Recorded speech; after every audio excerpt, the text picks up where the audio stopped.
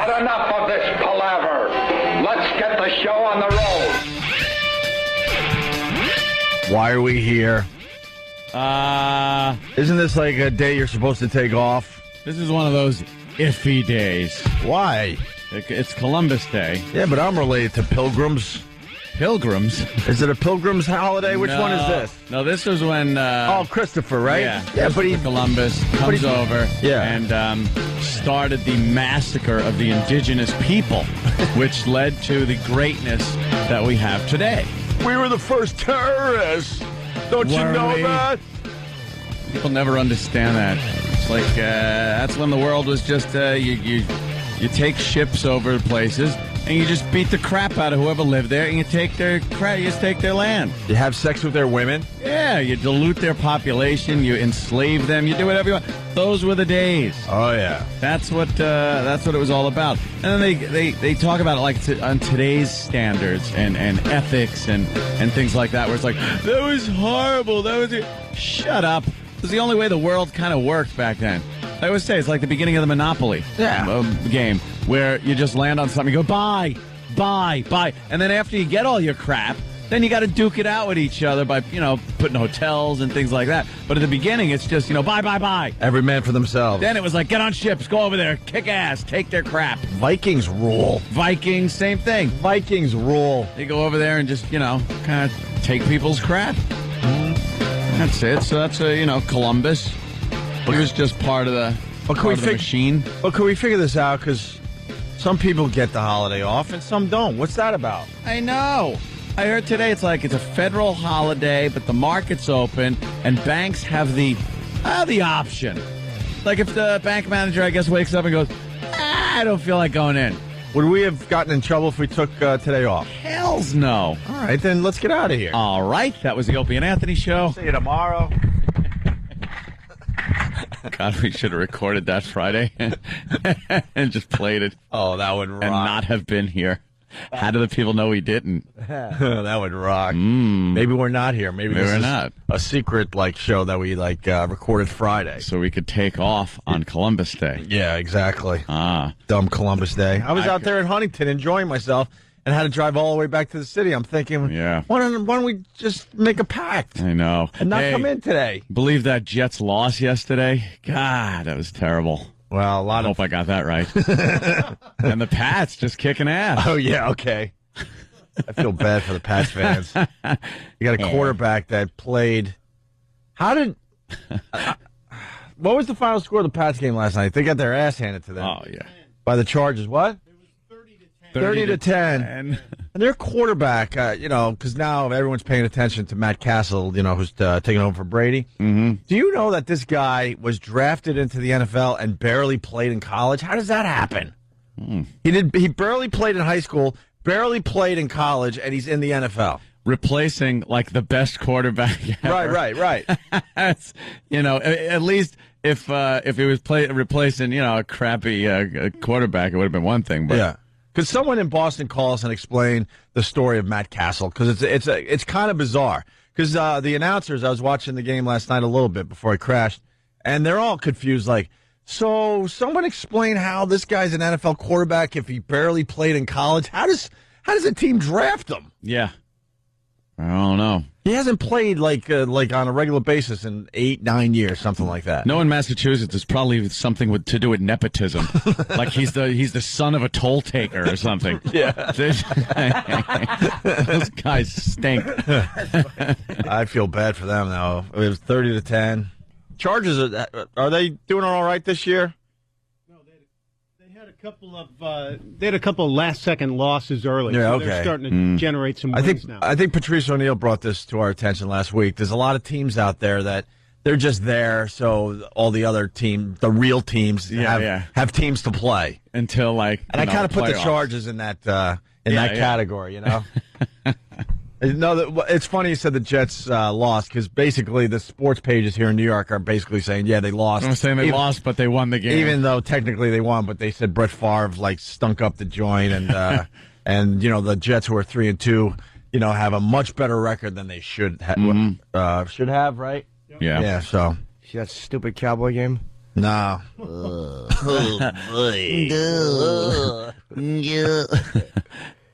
No, I missed that one. Pee. Oh, Stinkeroony. No, just the Who do way they it play? ended. I don't even know. In Arizona. Just the way Oh, it right, ended. right. It ended overtime. Yeah. And I think Dallas went 3 and out, and then a kick got blocked. Ooh, The dumb block part- that kick. Block that kick. The crowd must have been saying that. I don't know what the crowd was saying, but then they must have been saying, fall on it in the end zone. Fall on it on the end really? zone. That's what he did, and that was a quick one. Well, that one, not the whole night, still left to go out and have fun. No need to watch this game. It's over. Arizona 30, the Cowboys 24. 24, yeah. Do they have one of those wimpy like soccer kickers? I don't know. Or do they have a real guy? I think they just got through the line. I mean, it's like basically after the snap was snapped, there was 2 Cardinals standing there with their arms folded, waiting for him to kick it. They just kind of blocked it. Oh, here we go. We're going to get an explanation on this Matt Cassel. Oh, goody. Well, he's replacing Brady, who's easily in the top 10 quarterbacks in football. Yeah, Literal Jim. there you go. Brian, what's going on? Hey, good morning, guys. Give me the story of Matt Cassel. Matt Cassel played a couple years in NFL Europe, and I believe he was winning quarterback a few years ago for the Amsterdam Admirals in the World Bowl. That's what got everyone to Amsterdam Admirals in the World Bowl. Can I tell you something?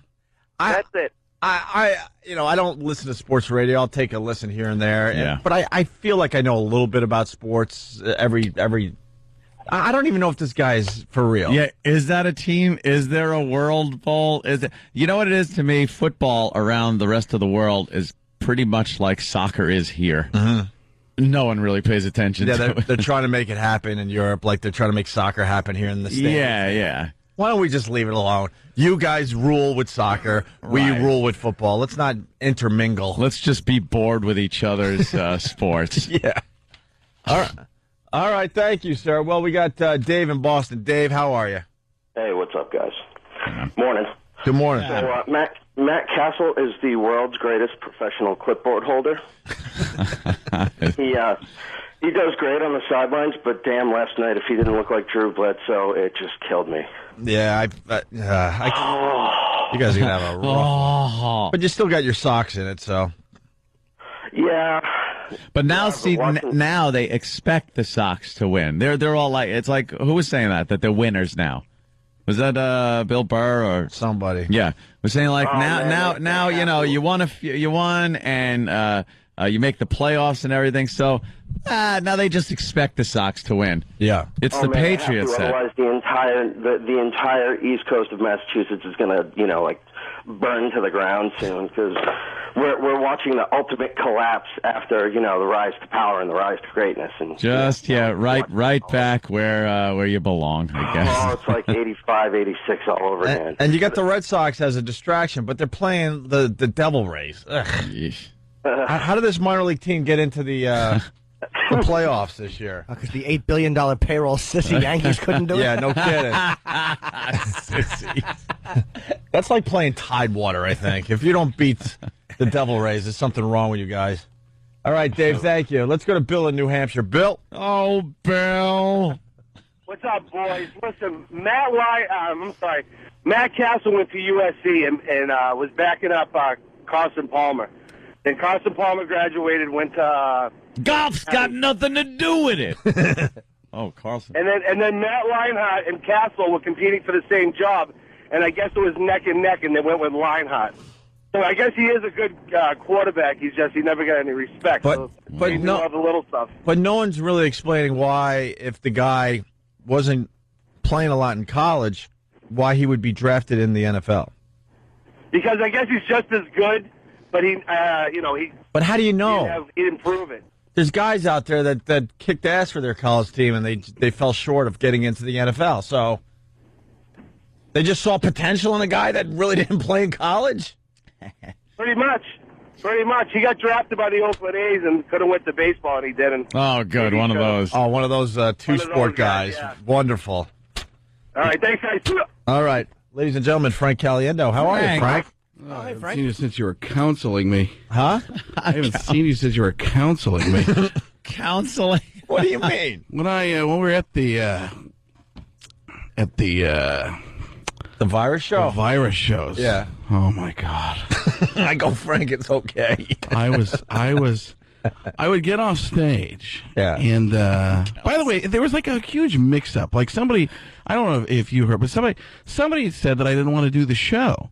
Like, you didn't hear? Okay, I didn't hear any of that. Okay, cool. Because like TBS heard from my manager Barry that I didn't want to do the show. I'm like, why would I not want to do the show? I never So heard good. that. So I've come in here worried that you guys had heard that I wasn't going to come. Like somebody told me I didn't want to come in. I'm like, what are you talking about? I didn't say that. Look at all rumors. Yeah, you know what that's I my love? whole life now. Yeah. You know what I love about the virus shows that went on? Comics come in, and it's exactly like you're talking about being in the Nam. Yeah. It's like, Oh, yeah. God damn that virus. Oh, I remember that. Yeah, it was but like the people- battle away. It was, oh, boy. Because some of the guys are like the guys that ran out and put down some suppressing fire, and everything was cool. And then other guys are like the guys that got hit. Yeah. You know, it's like And I this got guy- hit. He got hit and had to be evac'd out. And Right. That's why we have a helicopter backstage. Yeah, there's a to take Huey you back there. to take you right to the Dust hospital. off! Dust Right, off! right. We lost Bob Kelly in Cleveland. Yeah. Well, Bob Kelly would tell Barry Katz, my manager, he'd tell him that it was Frank goes out there and he does his own thing. He sticks to his guns. He doesn't get dirty, and he does great. And my manager like, I heard you're doing incredible out there. No, I'm tanking. I'm getting destroyed.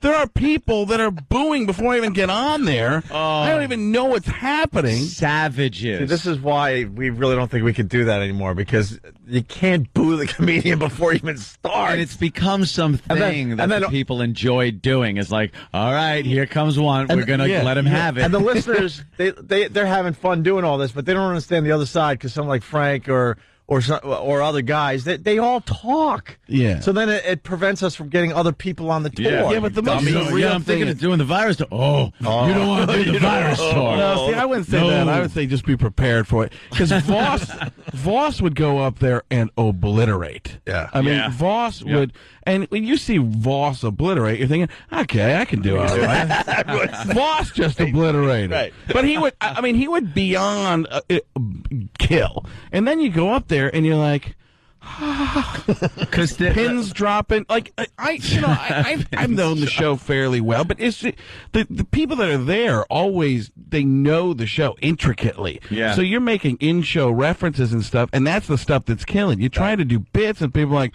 it's a bit. It's a bit. Kill him. Why is he doing a bit? He's rehearsed this. Voss is the same type of retard that they are, is what it is. They totally I was so connect. jealous. I would just sit there. I'd be like, "Rich, you killed him. Like, you think I did pretty good?" Yeah. And he would act like he didn't do so. Yeah, great. Look at the girl you're with. You know, and the people, yeah, she's a pig. Oh, he was great.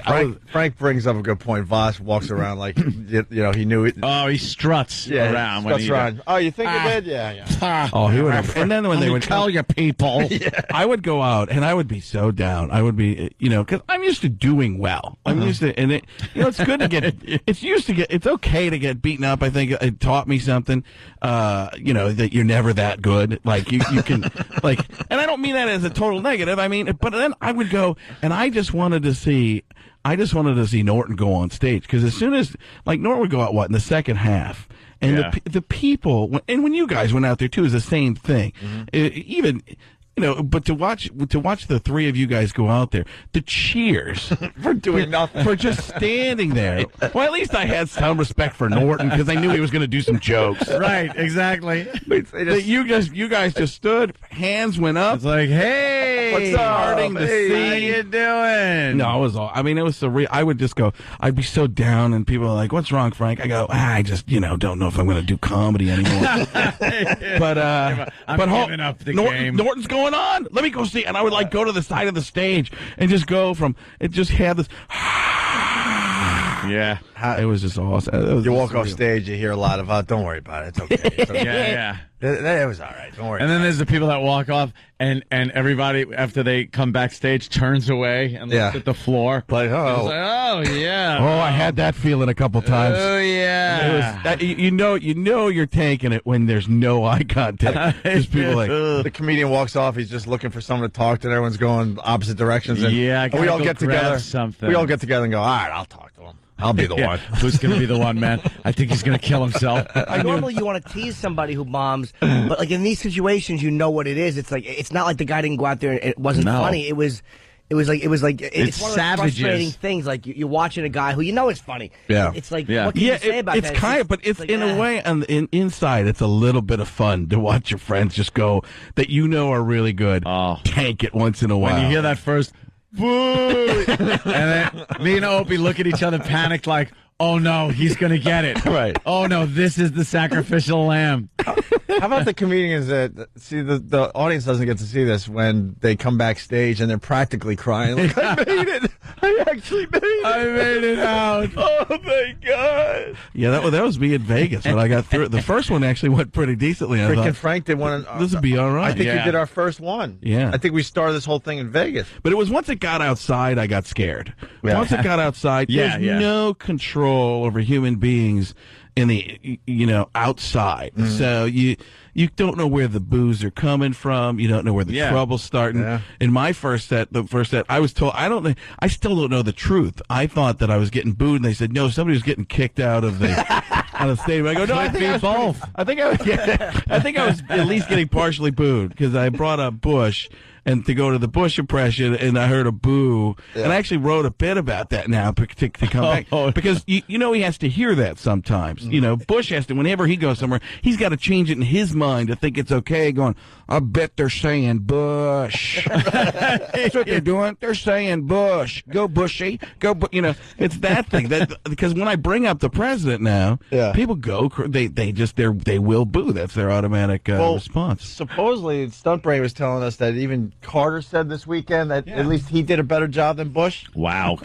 Carter probably loves that Bush got in there and just did what he did. It's gotten to the point where Carter can now say, well, I guess I'm not officially the worst president ever. Well, you can find positives everywhere. Right. I'm the guy who made Jimmy Carter look good. Yeah. There you go, friends.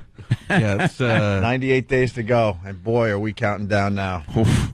Yeah, he looks haggard. He looks beyond haggard. He's got that, but it's the same look that Clinton had. Like, just get me out of here. Yeah, get me out of here. I've had it. Was Clinton like that at the end? Yeah. Oh, yeah. Because remember, they were talking about impeaching him and all that kind of stuff. Yeah, it was just a pile on at the end. They just wanted him. And by the day, the hair got grayer and grayer. And Bush, too. Bush's hair is just now shock white. Just take He came down from Mount Ararat or something. It's just big, long locks of gray, white hair. You just look at their eye bags. When they start as president and when they end as president. I love the before and after shots of these guys. Completely different people. They age like twice. Yeah, it's horrid. That's why, McCain, Jesus Christ, is going to be the crypt keeper coming out of office if he made it through. He'll go full circle. He'll be young again. Yeah. 30. Yeah. Dark, jet black hair, right? Yeah, that's the scary part is he's just, But you know what? The thing with Bush, when you see the president of the United States on TV recently, even if you didn't like the guy or you didn't vote for him, you always were like, oh, the president's speaking. I gotta listen to this. No one's listening to him anymore. It's like, shut up. Yeah. You're not going to solve this economic crisis with anything you're saying. No one believes you.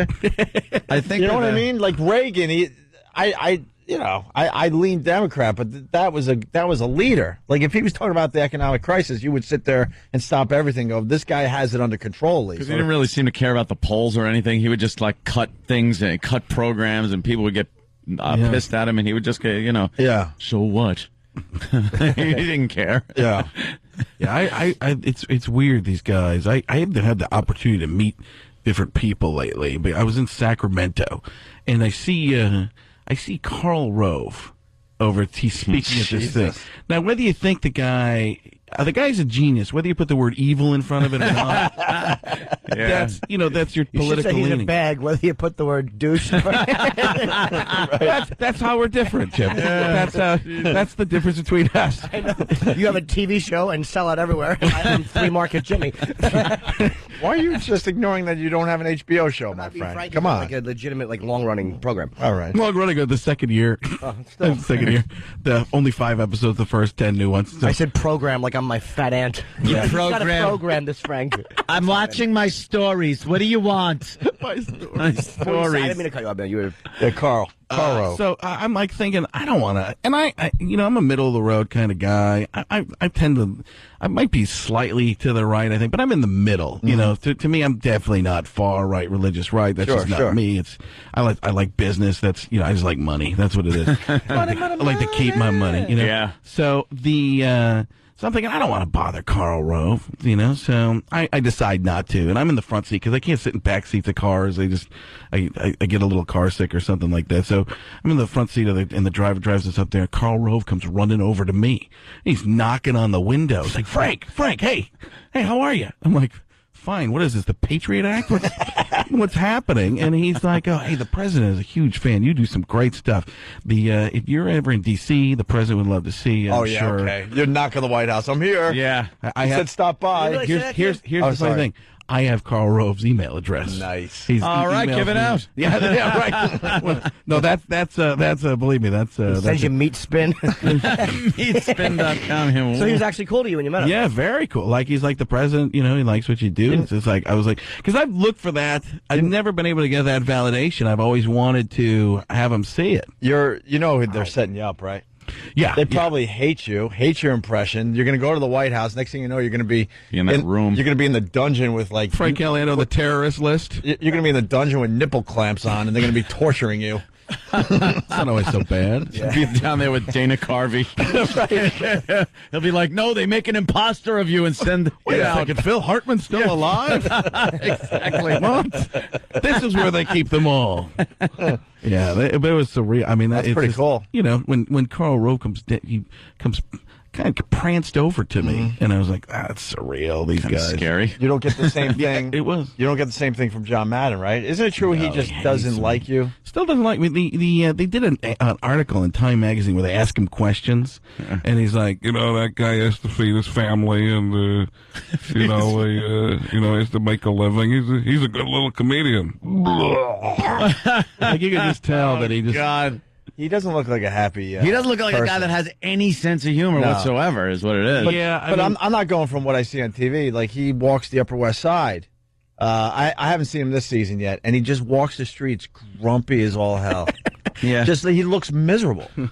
You're the only guy that does him, too. It's like, he should be honored. Like, you do an amazing impression of the guy. Why would he like that? Who else would do Madden? Mm-hmm. Well, I think it's kind of have that tag on it now, like it's mine. Like, I think people could do it, but it'll be your impression of but him. People think of me. It's like when I was doing, years ago, I used to do a movie trailer thing, and then Pablo Francisco was so known for it that I just dropped it pretty much and just threw it into the back because people would be like, dude, that's Pablo does that. Yeah, and I'm like, oh, I didn't know.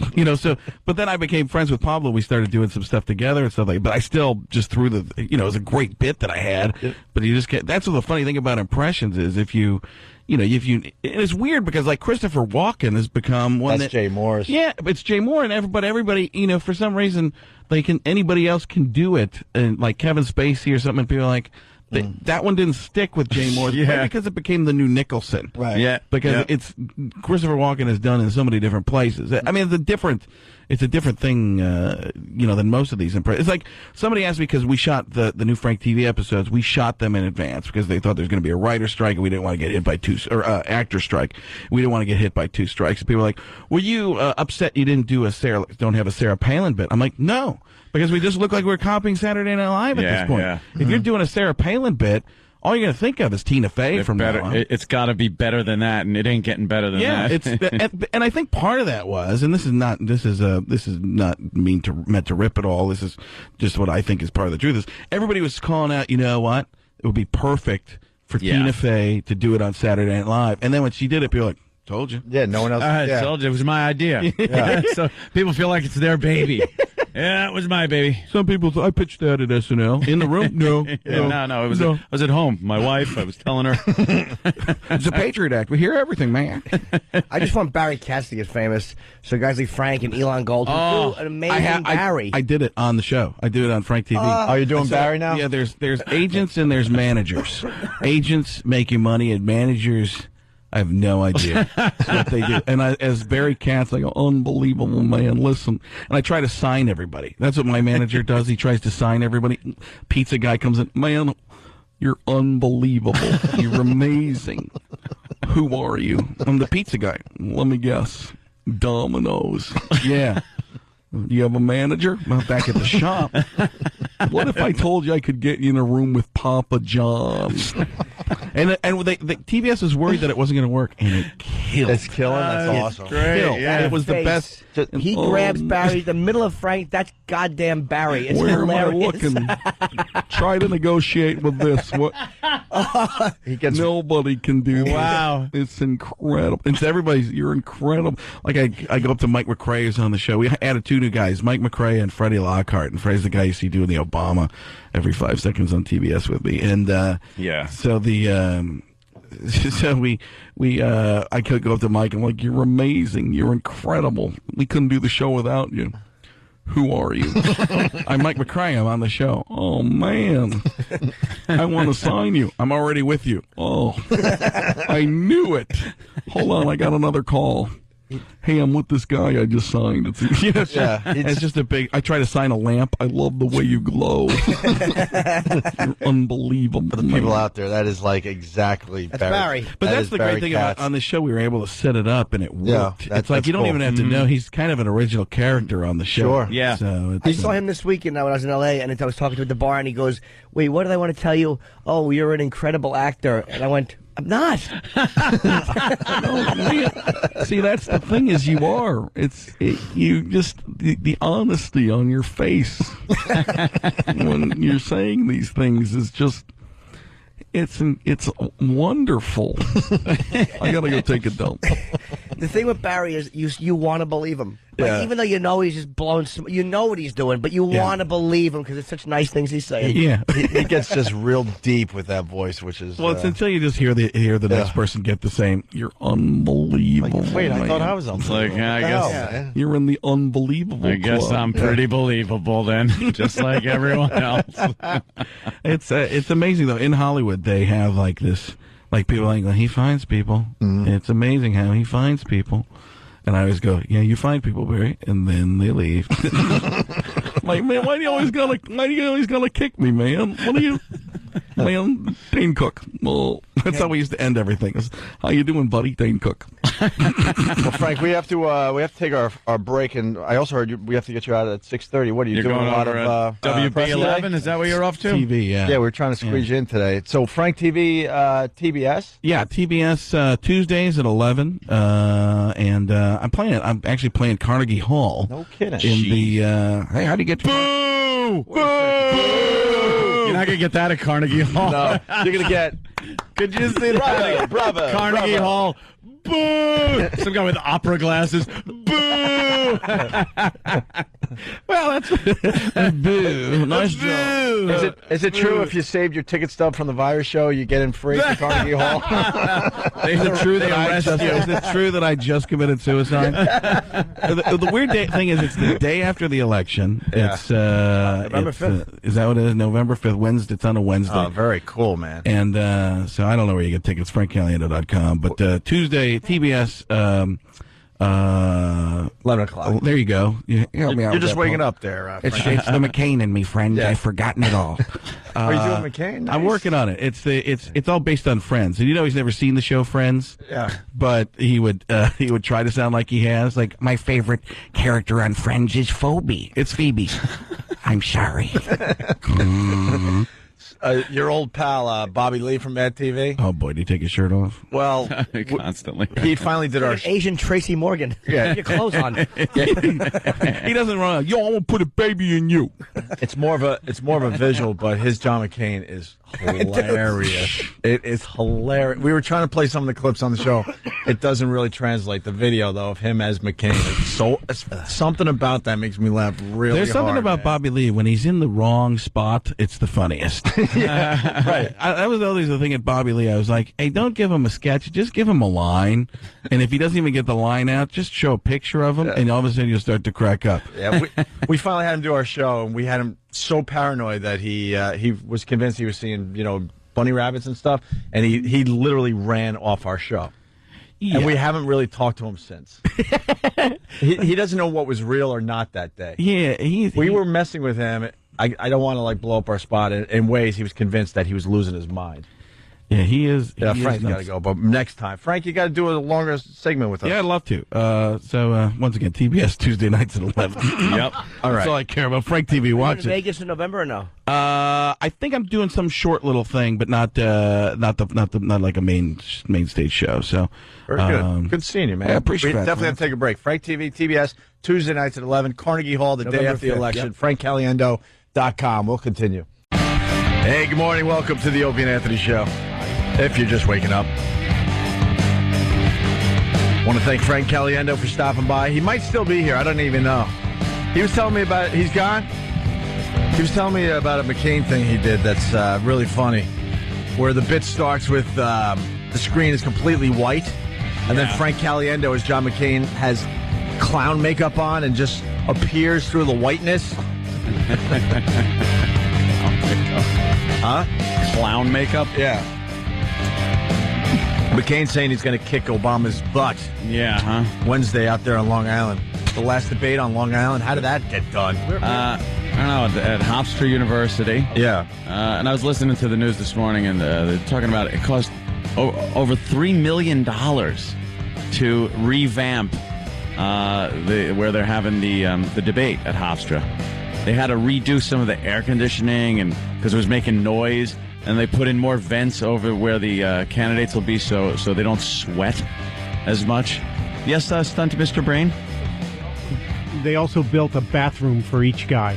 Oh, really? Special candidate Well, bathroom. that's the kind of thing I like. I hope that trend continues.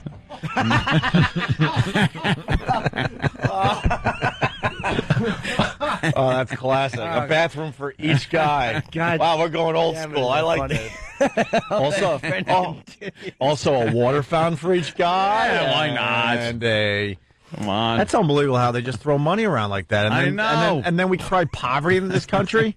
$3 million for what? I was wondering who pays for that. It's like Hofstra money. John Q. Public. That's They got us by the purse strings. That's right. But they did all that renovation for, they're going to be there 4 hours. They've tops. been planning for a year, this thing. Maybe an at hour Hofstra. before, maybe an hour after, an hour and a half debate, something like that. What does Hofstra have? They got like Jets practice and this. Mm-hmm. That's about all they have in the world, though. It's in a scary area. Oh yeah, my gun store is like right across the street from there. Oh really? Coliseum. I'll give my little plug to Coliseum Gun Traders. Nice. In Uniondale. Yeah, they're right over there, and couldn't find a better place for a gun store than Uniondale. Yeah. Oofa. Yeah, you got to shoot your way back to the car after you get your gun. That's why I buy the gun, so I can have a shootout on my way back to the car. I don't think Obama needed to go to Hofstra for a debate. He's got that area. It's a good way to test your firearms. Once you leave the store, you know you're going to be using them within seconds. Yeah. You think there's one McCain supporter in the ghetto somewhere? No. Just one guy, like, just trying to, like, rally the troops. Like, Come on, we need McCain. McCain. Maybe some older guys that are veterans. You think? You might get a couple older black guys that are Vietnam vets or World War II. You know, guys with more military that hate what's happening with young people. You might get a few of those guys. Yeah, maybe. We were talking about how the presidency just ages these guys, and it would be interesting to see how a black guy would age in the White House. It's the same, because we've seen so many white guys just get old, and you wonder if it's just got turned into, I remember it was 20-8 when I was elected to, just like the old with the tuft of white beard on his chin and just white afro hair, horseshoed bald. But that's the only thing that ages on a black guy is his hair. Because we all know black don't crack. That's what they say. They don't mind that stereotype. Black don't crack. Sometimes it's like, how old is Cicely Tyson? Damn, she looked good. It's just... Cicely Tyson is 400 years old. I know, she's got to be. Is there anything stranger than a black guy with white hair? Like, yeah. Especially if it's an actor or somebody or an old athlete, and you just remember him as a black guy, and then all of a sudden you see that just out of control white hair now. Yeah. John McCain will appear on Late Night, a late show with David Letterman, I guess. Letterman's going to make up. Well, Letterman has been beating him up for the last 2 weeks. He's bashing him because he missed his show. Oh, just killing him. Yeah, he missed his show, and he was doing some other show saying he had to get back to Washington, but he wasn't. He was doing another interview. With Katie Couric. I see Letterman does the same crap we do. It's like the way he complained about John McCain, we would yell about Mark Wahlberg or somebody else. Where can we get him? Yeah. Look at him. He's over there across the street. I like this new Letterman. He's not taking any bunk. Right. No guff. No guff. He has nothing to lose, finally. I don't think there should be, by the way, I was going to say this when Frank was here, I forgot. It was I don't know if there should be any term limits. Because it's almost like, what's the motivation in the second term to do anything but what you want to do? They call it the lame duck. Yes. Yeah, it's stupid. Thank God. It really is. There's no motivation. I mean, Bush has done nothing his entire presidency, pretty much. But toward the end here, it's like, what's he doing? Anytime he gets on TV, the market plunges now. It's not like a president that could get on television and help. Right. You know, it's like, just please stay off TV. The markets are looking like they're going to go up today. Shut your mouth. It seems like it's a touchy situation, though, because he's the president. You got to think his handlers are like, why don't you go duck shooting or something? Yeah, do today? something. Don't you have to go and clear some brush? Yeah, they can't really the tell him not. Right. They really can't tell him not to. So it's like, not a good idea. Maybe. Yeah, you got a good point. Oh, look, coming up, Frank Caliendo on the CW11. What was I going to say? The Bush TV. Oh, he's also not showing up with McCain that much, and that's got to be weird because the president usually is out there rah-rahing with the candidate. Yeah. Well, they don't want him. For the most part, they're keeping him away from McCain as well. Well, that's what Obama's campaign is doing, is trying to link him. I've heard that, continue the Bush-McCain policies, like they're a-hole buddies, just like constantly hatching out new plans to screw the country up. Yeah. Stock market's going to be huge today. Yeah, I think we're at a point now where people have seen these markets go down. The European markets are getting bailed out, and the Asian markets by their own governments. So it's kind of looking good, looking better. The futures are up. I think this is going to be the point where people start going, I think I could start buying some of these cheap stocks. And hopefully that'll continue. But I see people doing that, and then the heavy hitters going in and somehow screwing that up and taking their money. To the mother effers that know how to play this market and you're going to make millions today, go F yourself. Oh. All weekend I was trying to figure it out. I was making calls to people I haven't talked to in years, like just trying to get maybe a feel for what I should do. Dude, you know what you do? Real estate. Here's what you do. Well, that's another animal, but here's what you do. You take a big chunk of money, you get a legitimate stock that's way oversold. Yeah, for no reason. That's what I was doing this weekend. What is it? Just buy the crap out of it. Do I buy the Google? That's pretty expensive. Do I buy the Apple? It's still Apple? Find something that's Apple really dropped. valued. The Apple's 80. Wasn't it 89? 60-something the other day? No. Or it didn't go to 60-something. That was something else. All right. 96 now. It's Yeah. 96? And it was 89? See, I mean, these already are starting to go up. because people are already seeing, you find a good blue chip stock, something that's just been, do a little research, look around and buy it, and then don't look at it every day and see if it's going up and down, because when the Dow is back at 14,000, you'll be looking going, holy crap, that stock's up. Dude, it's funny you say don't look at it every day. I think we all can relate when you first get into the market. Not only do you look at it every day, you're looking at it every hour. Every tick. Right, every hour. Every tick on. It's up, it's down. It's up, it's up. It's up, it's going up. Oh, my God, it's going down.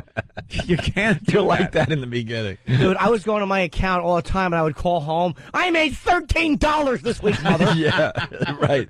In the stock market. I'm a mogul. Your boy's a day trader.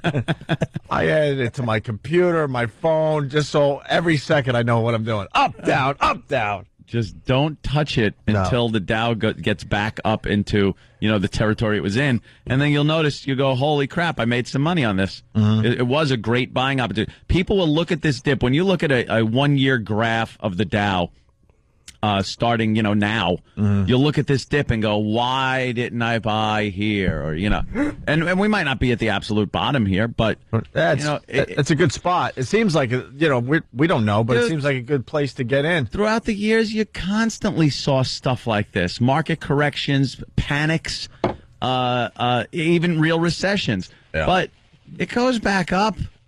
What are we going to do? If it doesn't go back up, your money's going to be worthless anyway. Yeah. Because we're not going to be a country anymore. We'll all be cavemen again. That's it. Which isn't a bad thing.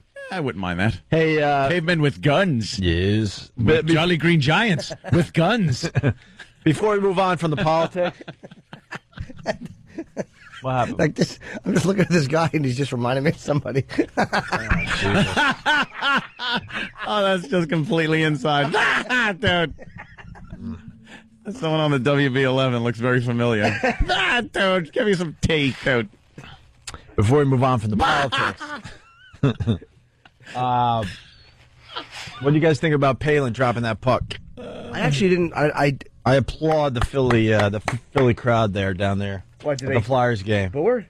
Oh, boy, they bore. Why wouldn't Philly do something horrific? And Sarah Palin walks out on the ice, making believe she's not hearing almost everybody boo, and just waving like, hi, thanks for having me. Yeah. Flyers fans, please welcome the best-known hockey mom in the United States, accompanied by former Flyer Brian Cobb, and the children of the Pipers, Governor of Alaska, Sarah Palin.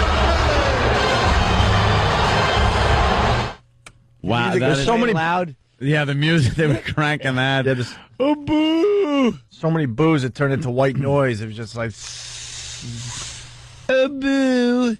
Habit. She sucks. She stinks. Well, I'm a hockey mom. Are you? And I... Look at her waving. Hi, no one's booing me. I'm a sociopath. Smile, smile.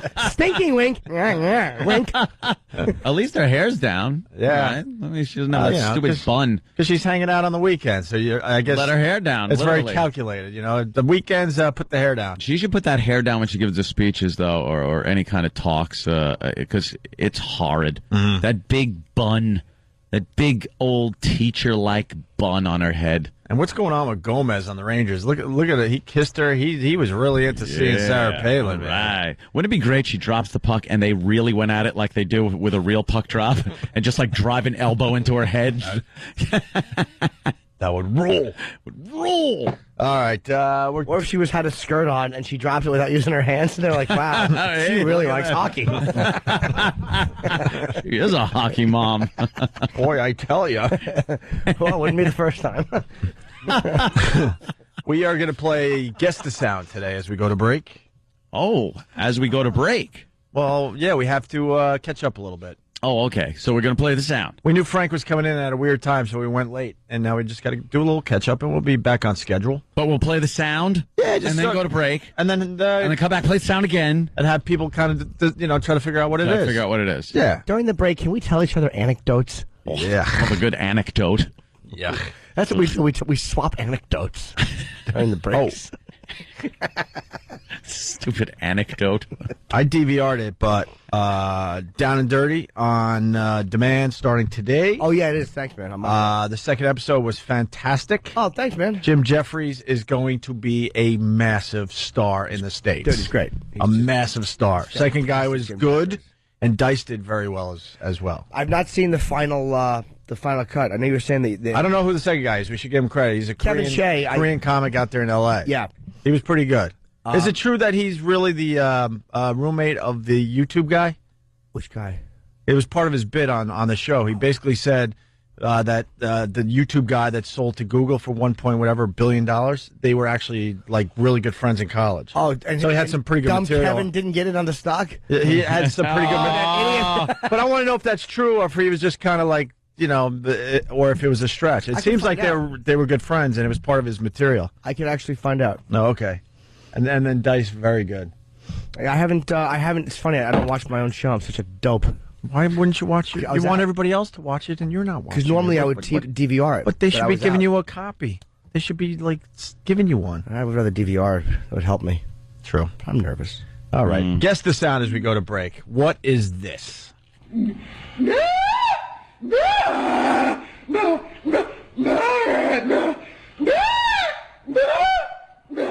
And we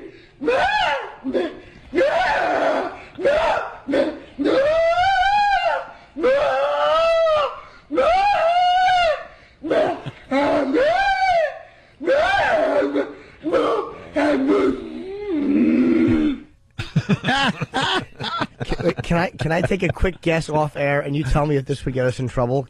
Can you play the music for 1 second? Oh, I don't even know where that music All right. is, Jimmy. You're killing me.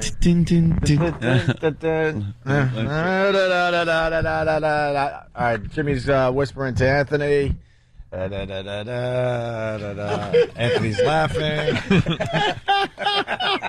What did we get kicked off the air at? No. Come on, that's funny. I'll ask Open a break, and then we'll come back. Why don't you just... Can he say it? I was just saying that it was somebody after a certain kid was born. Oh, wow. I don't want to say No, the way you put it, dropped out. Head first onto the ice. Well, that's an interesting little mystery sound. I'm going to have to ponder that. And if I didn't know any better, I would say that someone taped Anthony at F.H. Riley's on Saturday night. Wow. Wow. Yeah, thanks for the wine. I really needed that. I spent yesterday laying in bed and running to the bathroom. Oh, you had a puke day? Dude, beer and wine. Beer and wine. I'm the worst when it comes to beer and wine. I cannot mix the two. Well, we'll talk about that after the break. Yes, we will. All right. Opie and Anthony. Stupid Monday. What's up, people?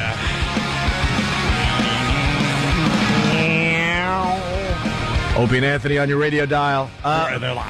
Very good news for the creepy gay kid fans out there. Anthony. Yeah.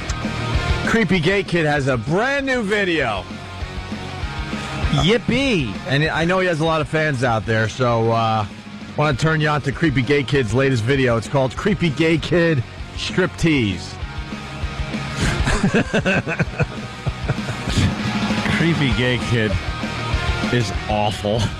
The striptease, though, that he did for Bob Kelly was very, very entertaining. Oh, yeah. Very creepy, but very entertaining. Bob's a little too into it. Are we going to Google bomb Creepy Gay Kid again today?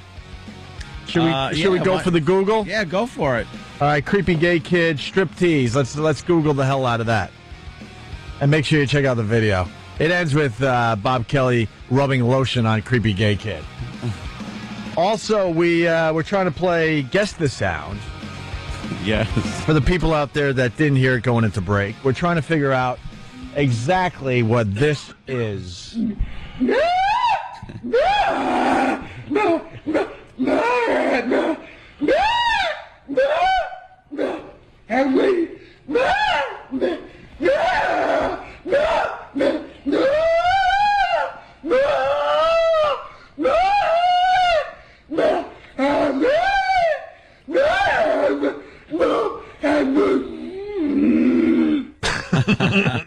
Okay.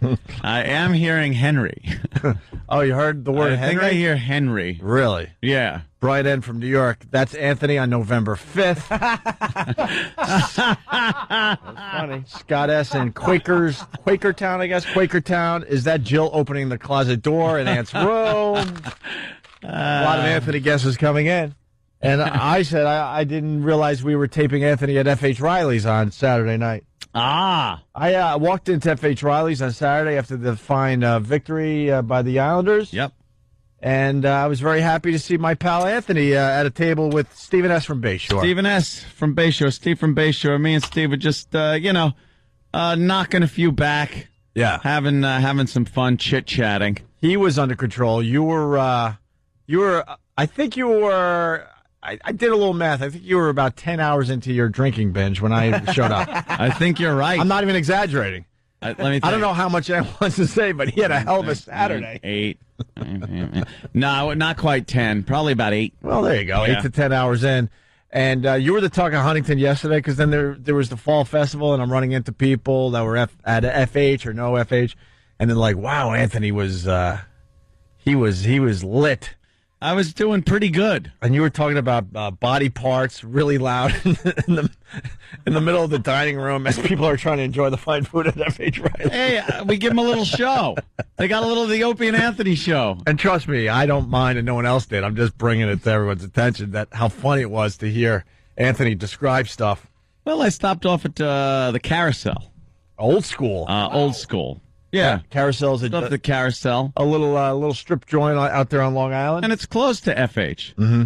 Because I planned on going to FH. And and the carousel got in the way. Yeah. So I figured I'd drop in for a little bit.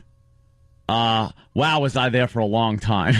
How many hours? I don't even know, but it was a long time. This is the funny part. Like, I hung out with Anthony for maybe 4 hours Saturday, and now I'm asking him basic questions that I could ask Saturday, but we were just watching Anthony entertain everybody. I was there for quite a while.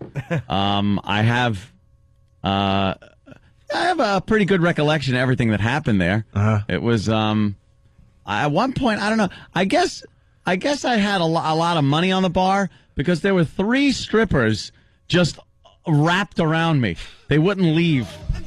Like, yeah. All right, come on over. Shots for all the girls. Woo! Shots are $50 a piece. What? I don't care. Come on over. Sometimes it's very cool to be able to just walk in and just do that at a strip club. Mm-hmm. Just blow money, get drunk, and make a few of the girls happy by tossing them some cash, get a lap dance. That's pretty much what I was doing. We've brought this up a bunch of times over the years, but basically, like when you go to a strip club, you have to kind of like, you know how you go like this with your pocket and you like carefully pull out $1 or a 10 or whatever. Yeah. If you just casually whip out your money and show that you have cash, it's like being at the beach and you're trying to feed one seagull. Yeah, you got a bunch of French fries, and you just want to feed one seagull some fries. So you want to try to sneak one out because you feel bad for the little fella. But as soon as you whip out all the fries at one time, man, they come a-coming. Yeah. Do they know it was you at the place? No. I just sat down and, started off with just drinking a beer. But you flashed that 100. Next thing you know, you got girls everywhere. Yeah, so I throw 100 on the bar, and they give you they take out their $15 for the beer or whatever it usually is, and then they give you your hundreds in change back in ones. Oh, really? Oh God, you can't leave with a big stack of ones and stuff. At that point, do you go, look, I laugh at ones? Yeah, I think she pretty much got the hint of that after a little while. Oh, okay. So and then I'll really tip like one of the hotter dancers. And then I'll barely tip the gross dancers, and that kind of keeps them away. Mm-hmm. But you let the gross dancer see that you tipped one of the girls better, and that way she's insulted and walks away. Or that's how you keep the scummy dancers off of you. Or they're going to turn around and work harder for your money. No, I don't give them attention. I don't do anything.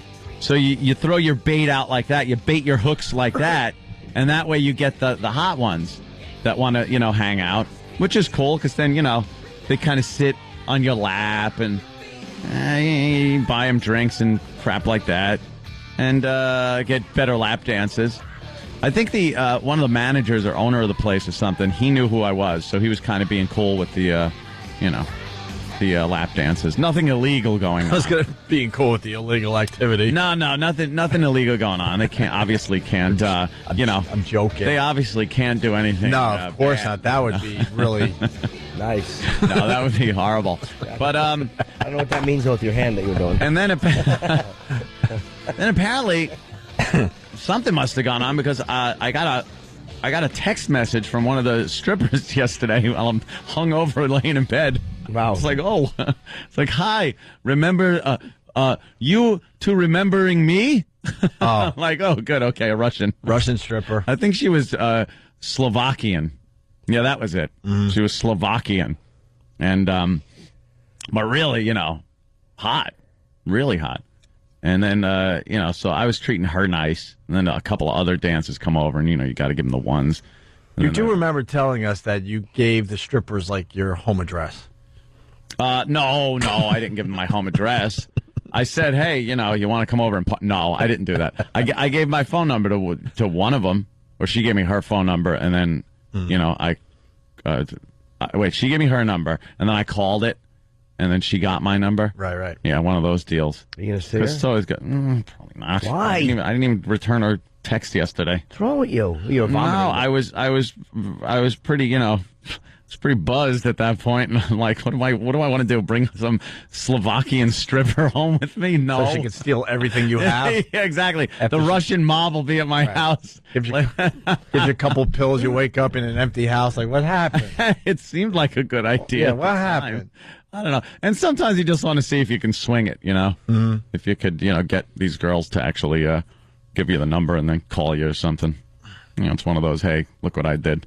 That never happens at strip clubs kind of a thing. We dusted off the wine that my brother bought for the Antolini. That's what... Now the Antolini thing is officially over because all the wine we bought, for you guys, that's been the good stuff. Yep.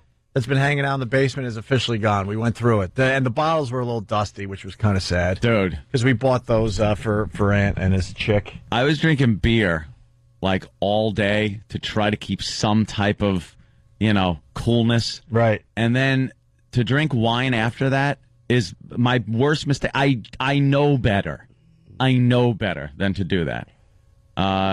And yesterday, it was a full day, horrific hangover. Mm-hmm. Just laying in bed, writhing around with a cold rag on my head, just going, oh, God, please, let it stop. Oh, that Did you sleep? sucks. Dude, I drank. I could never sleep before I puked. Like the bed spin. I was almost. I wish I would have. I got home and just poof, I was out. How long did you sleep before you woke up? I couldn't even tell you. Like, I woke up at one point at like 6:30 in the morning and realized, oh, this is going to be bad. And then I didn't woof until about noon. Wow. Really? Yeah. Hangovers for me, it's an all-day event. All day. So, But how are you all right today? I don't get it. because it's one day. Like, every once in a I while- spent the day just eating fruit and drinking water yesterday. Every once in a while, I'll drink like you were drinking on Saturday. Yeah. And I'd be a mess still today. No, one full day is bad. So And then at one point you kind of wake up after one of your sleeps and go like, oh, okay, this is better. I can maybe eat something. Thank God Ange bought a bunch of strawberries and grapes and stuff. Just juice. I need juicy, cold things when I'm hungover. Can't drink or eat dry stuff. Is Keith and Ange over every day now? Well, I'm still having decorating done and work is being done. My home theater's going in. So I have, workers over the house. You still using the jacuzzi? Yeah, I just used that recently. And as a matter of fact, today is supposed to be mid-70s to 80 degrees. I think it's a jacuzzi day. Yeah. Yeah. And I know how to figure it all out, so it's blazing Are we hot. invited to jacuzzi day? Oh, no. No, of course you are. Of course. The three of us in a jacuzzi. Yeah, the three of us all awkward. Hi. Touching feet. Well. And we're like, come on, Ange, just text the Russian stripper one more time. Yeah, get her over here. You should have her come over and go, oh, thank God you're here. And then make her take the leaves out of the pool because you're still waiting for the pool cover. Oh, here's some bucks. Could you just, clean the skimmers, Right. back the pool. Just give her chores. Yeah, give her chores to do. Like the ugly girls from your country have to do. Be maids. Yeah. It was, wow. It was a good Saturday night. Yeah, somebody, I forgot, I didn't see who it was, but they commented here on Pal Talk, and it's too far up to scroll to get their name, said that when I was at F.H. Riley's, did I look like Scarface in the restaurant scene? You need me! I'm the bad guy! Oh, you were rocking. Yeah. And then threw too much money down, so I gave half your money to Stephen S. from Bayshore. Probably doesn't want people to know that I did that, but that's why I say it today. I like embarrassing that silly goose. Take care of the wait staff and the bartender. They're just things like that. You threw way too much down, and Stephen S. makes I felt like I was money. still at the bar, at the booby bar there. I was at the topless joint. Yeah. And then Jimmy's going to love to hear this, but I was a good boy. For as good as this could be, I was in the Shelby that night. Nice.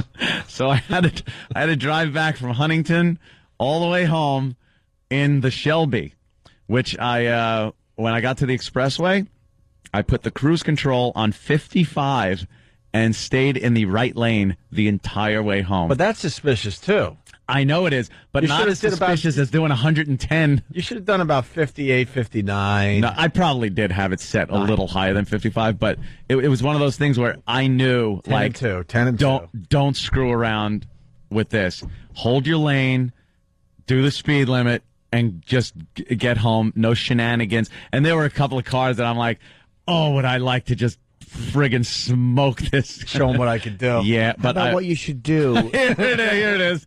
Not 58 or 59. What you should do is let the guy driving go as fast as he wants while you sit in the goddamn passenger seat. I'm not going to let anybody drive my Shelby. Listen to me. You're a millionaire. You don't want to be paralyzed. You're not going to die. That's the way it goes. You don't go out in a blaze of glory. Yeah. You want to hit the back of a dump truck and then wind up you got a bag on the side. That would suck. I was very, very responsible. Like I said, I'm a very good intoxicated driver. I think he probably is. I think Anthony is probably a very good drinker and driver compared to other drinkers and drivers. But your reflexes are slowed. Your vision's off. Yeah. You know, it's just it's a natural... You're seeing four of everything. You don't know which one to avoid. That's why you avoid them all, and you're even safer. Let it also be known that we don't overserve at F.H. Riley's. No. In the heart of Huntington Village, 400 New York Avenue. No, I was fine. Let me assure you, I was fine. If I would have taken a blood alcohol test, I probably would have passed with flying colors. I do believe the intoxication happened somewhere else. Yeah, and I was able to go to F.H. Riley's and let, chill out. Right. Yeah. Actually, I drank most of that wine. I know. I think I had half a glass. Or two. F.H. Riley's, they'll actually have the waitress run out with the alcohol while you're in the car. Here you go. Take it to go. Take it to go. Open container. Here you go. And James from Detroit is saying, ants should get wasted on the show. Listen to any NEW tape or me on any Ron Fez show. You'll hear me wasted. It's already happening. All right, we got Jacktober stuff to do today. Jacktober. And we're doing something a little different with Jacktober today. We look at some of the prep service stuff that's out there for morning shows. We'll do that after the break. We'll also do Guess the Sound after the break. Yes, I want to hear whatever that was. Anybody else have a guess on what this is? You got to give us a call, 877-212-0&A. Do we actually have a prize? That's hacky, though. Who gives a crap, right? Yeah. No, we don't want to They give get a prize. to talk to us. Yeah, this is Guess the Sound. Hey, hold on. 2 seconds. What happened? Did somebody send shots over to the table? Oh, yeah. Did I do shots?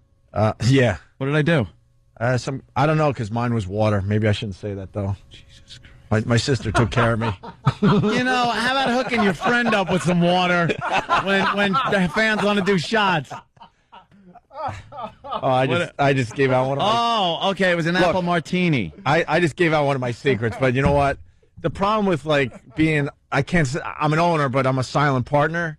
When you, own an establishment, everybody wants to take care of you and give you shots. We made a deal a long time ago with all the bartenders. Make sure mine's water every time. And I forgot to tell them maybe to make yours water. So I was drinking apple martinis. I had a few shots of Jaeger at the other place. Yeah. And then I was drinking beer and then wine on top of that. No wonder I was puking like crazy. And by the way, you paid for the water, too. That's great. Wonderful. I had to make that deal a while ago, because when we first opened up, talking to, that hangover you had yesterday, I had a few of those, my friend. Because it was all fun and games, woo, yeah, we got a place, and sure, I'll do this shot and that shot. Yeah. You just can't do that. Yeah, you had shots too. I forgot. Thank God the person told you what shot they sent over, because I don't know, because it was I know. It was water. What was this? What? Wow, this is a water martini. I like this. Guess the sound.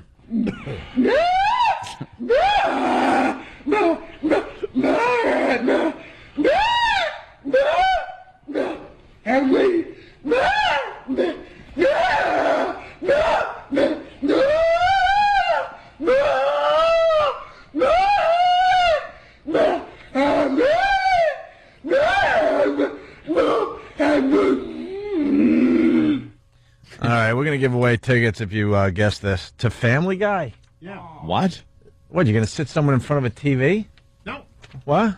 No, they're doing this at I know. at Carnegie Hall. They're doing a live Obviously. performance. It's going to be great, man. 40, the whole cast, and I think a 40-piece orchestra. Really? Some songs and stuff, too. I would check that out. Sounds pretty cool. What? Yeah. What is it?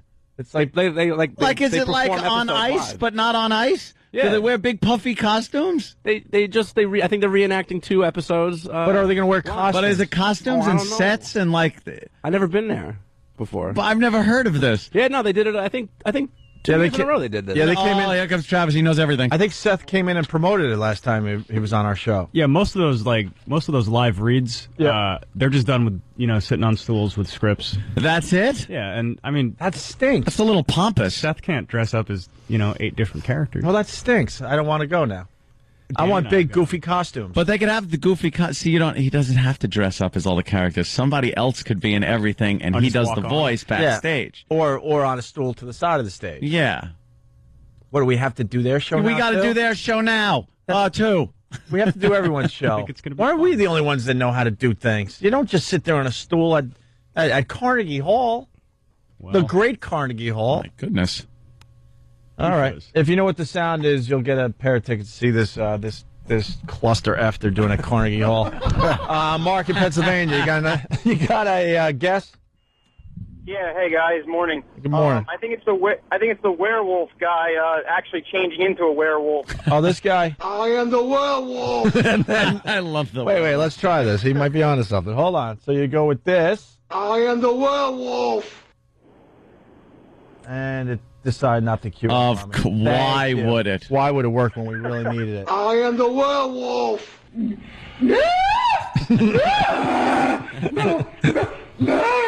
All right, that's pretty good. Thank you, Mark. No problem, boys. Go Phillies, right, Mark? Yeah, Right. exactly. Very psyched he is. Nice bench clearing brawl last night. I love seeing that in baseball because they're taking it away from hockey because it has to be family friendly now.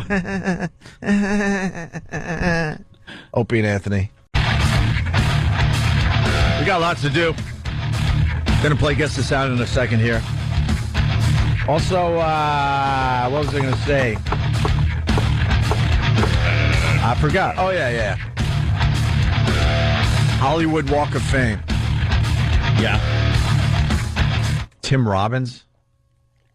They gave him a star on the Hollywood Walk of Fame. Yeah, I guess. Have they run out of people officially? I guess it's one of those things. If enough people sign a petition and write in money, yeah. Tim Robbins received a star on the Hollywood Walk of Fame over the weekend. The left-leaning actor has already pledged to move his star to France if John McCain wins. Hodla. See, because he hates America, because, shut up. That's one of the many morning jokes that morning shows could use today. Really? A lot of shows out there, they sound like they're very witty and creative and they're good comedy writers, but the fact is there's these websites and you just sign up for these websites and then you look like a well-informed, funny radio guy. Comedy genius. Angelina Jolie told Vanity Fair that if Barack Obama became president, it would be good for her family. That's because Jolie has already adopted several of Obama's Kenyan relatives. See, because she and... a little risque. Wait, what? Do they really have... Are those seriously prep burger suggestion jokes? Yes. Ew! Yes. I thought you were just being sorry. Morning jokes is on a piece of paper? Is that what this is? Yes. You just went, ew. Dude, I feel like a 16-year-old girl that has just seen me for the first time. No, we're tearing down the wall of radio during Jocktober, and this is what we do today. There are hundreds of morning shows across America that use this crap on a daily basis, and their listeners have no idea. They think they're coming up with this stuff. So let's get into some more Jocktober stuff. Happy Jocktober, everybody, from your friends at the Opie and Anthony Show. I wanna rock! It's a celebration of hacky, pukey radio shows and DJs from across this great nation of ours. Oh, it's just the worst. That sound is actually coming out from between her legs rather than her mouth, I think. Yeah. Crank up the crapola, it's Jocktober. There's a person stranded. There's a show. It's stranded. That's funny. Good stuff. Hey, now there you go. There's a little improv stand-up for you. What the hell was that? Happy Jocktober, everybody, from your friends at the Opie and Anthony Show. Let's all do it. Ha ha ha ha ha ha. There was no joy attached to that sound. None. Oh, my gosh. Good morning, everybody. You know, due to a typo, hundreds of voters in an upstate New York county have been sent absentee ballots in which Barack Obama's name was printed as Barack Osama. Uh-oh. Election officials have corrected the ballots to give voters the choice between John McCain and that one. Oh, gosh. That's terrible. That's horrible that would happen. Who wants to try one of these? Oh. I would like to. All right. Welcome to 10 in the morning. It's 10 in the morning. O.J. Simpson's lawyer said that O.J. believes he was found guilty on 12 counts of armed robbery and kidnapping due to judicial errors, judicial insufficient evidence, and jury misconduct. Oh, and the fact that the murder is psychopathic is a nutbag. Oh, gosh. I didn't read that. Well, he was acquitted the first time. Shut up, you Shouldn't hold that against him. It's terrible. Ugh. This one's actually funny. Yeah, which one? Ooh. Sarah Palin dropped the ceremonial first puck in the Philadelphia Flyers opening hockey game this weekend. John McCain was going to do it, but during rehearsal, his ceremonial dentures dropped out and got wedged on the ice. Oh, gosh. Boy. Oh, gosh. Oh, boy. Well, guys, the price of a gallon of gas in the United States recorded its largest drop ever as consumer demand continues to decline. Things are so bad that Exxon plans to get into the electricity business so they can start charging $80 a kilowatt. Oh. You know, my Caravan, it's costing less to fill up. Yeah. A scientific study shows that the average cockroach can live for over a week without a head. Ew. So what? Well, we've had a president who has stayed in office almost 8 years without a brain. Some of the jokes you could tell your Who's listeners paying today. for this garbage? Wow. Which one was this? Is this Prep Burger? This was actually, ironically enough, I think it's called Primetime Prep.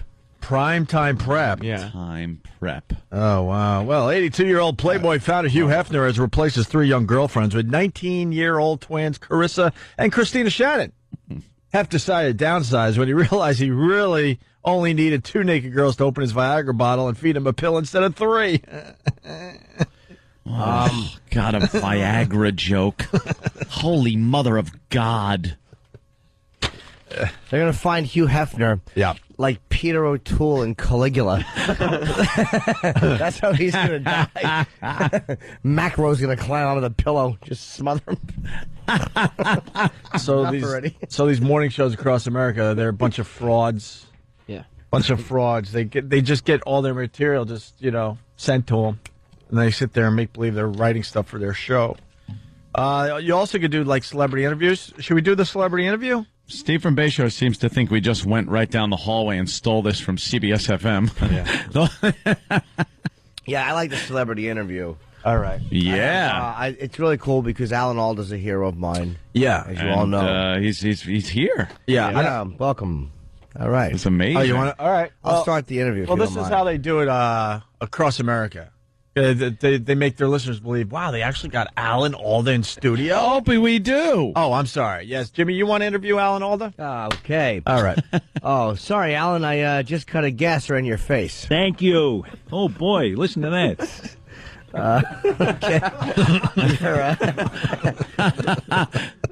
Your second book, Scars I've Gotten While Being Raped with a Dog, is now out in paperback. Yeah, that just came out, the paperback version, and the hardcover came out a year ago. And that was really interesting because talking to people all around the country about the book, this funny thing happened. The title of the book started to actually happen to me. Really? I was hearing myself talking and overhearing what I was saying. And I started to realize that I was beginning to figure out things about this book that I hadn't thought of when I was writing. So I wrote an extra chapter, and that's in the paperback. I'm sure it's fascinating. So let's get to the meat of the issue here. You had AIDS. How long did you have AIDS for? I think about 6 months. Yeah. Well, it was, in those days, a lot of people died from it or were paralyzed for the rest of their lives. So I was really lucky. I must have had a light case. So your mom had a very a very special belt that dominatrixes use sometimes to humiliate a male submissive, and understandably, she got your father while he was on his stomach. My mother, unfortunately, was psychotic, and when I was about 6, she tried to stab him.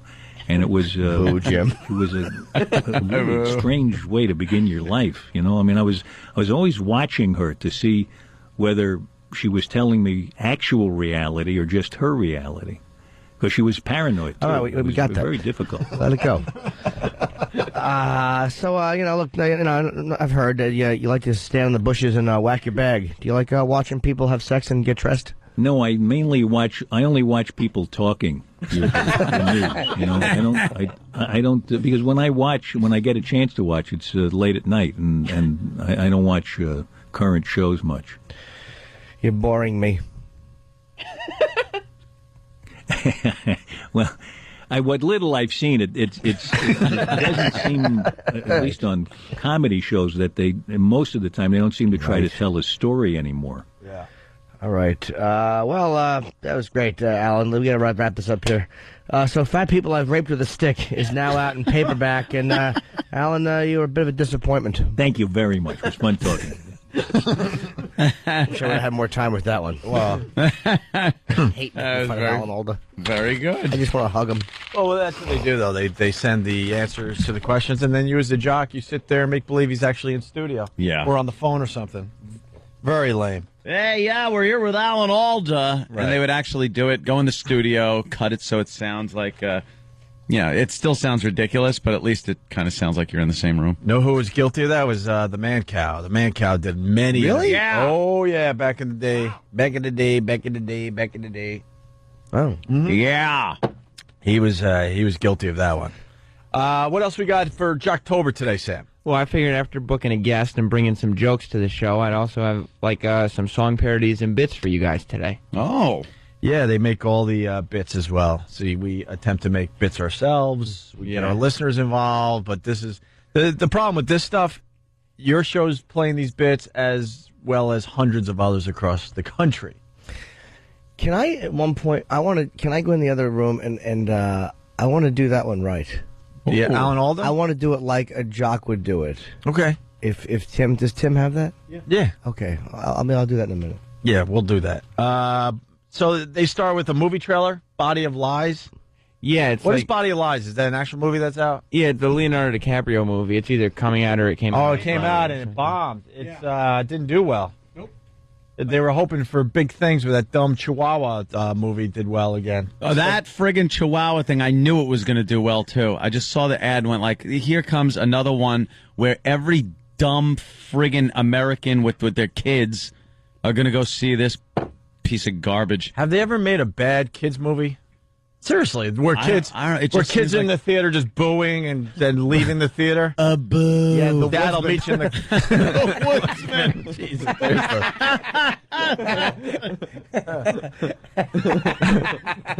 yeah. It seems like they could throw any garbage into these theaters, and they're going to come because the parents are looking to shut their little brat up for 2 hours. Yeah. Well, Body of Lies. Okay, you could play this as a little parody of the movie Body of Lies. Right. They took the name Body of Lies and put a little twist on it. A little spin-a-rooney. Yeah. Little spin-a-rooney. From director Ridley Scott comes a new movie starring Russell Crowe. You have lovely hair. Actually, it's a weave. Well, you have beautiful blue eyes. Colored contacts. A cute nose. Nose job. It's Body of Lies. And don't tell me, those boobs. Yep, fake and fake. That's Body of Lies. You want to do it anyway? Sure. Friday in theaters everywhere. I get it. She was lying about everything because she had... Well, because a lot of girls are making believe they have blue eyes when they don't. And they can believe they didn't have a boob job. Well, she had a body full of... Yeah, we get it, Sam. All right. What's the next one? It's called BIT, replacement words for recession. What's this? Well, with, the economy the way it is, sometimes you got to take a more lighthearted approach to kind of, make people smile again. Sam is an ass. So I'll take credit for it because what the jocks do is they say we put this together. So I put together a little bit where we take the word recession and replace it with different words. Okay. This is clever. I'm proud of it. Everybody's talking about how America is in a recession, but recession is such a nasty word. So here are some replacement words. Me-session. Take the focus off the economy and put it back on you. Frugal fast. Everybody loves a fast, even if it involves not spending money on stuff you like. Strapped for Cash-a-palooza. Wow, doesn't that sound much more fun than recession? So say goodbye to the word recession, because even though America's debt will never go away, the word we use to describe it will.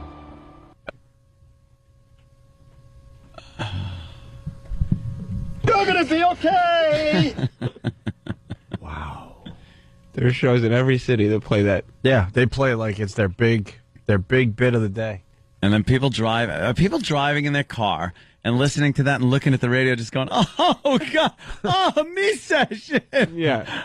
It sounds like recession, but it's about me. I can't wait to try that one at work, guys. Ugh.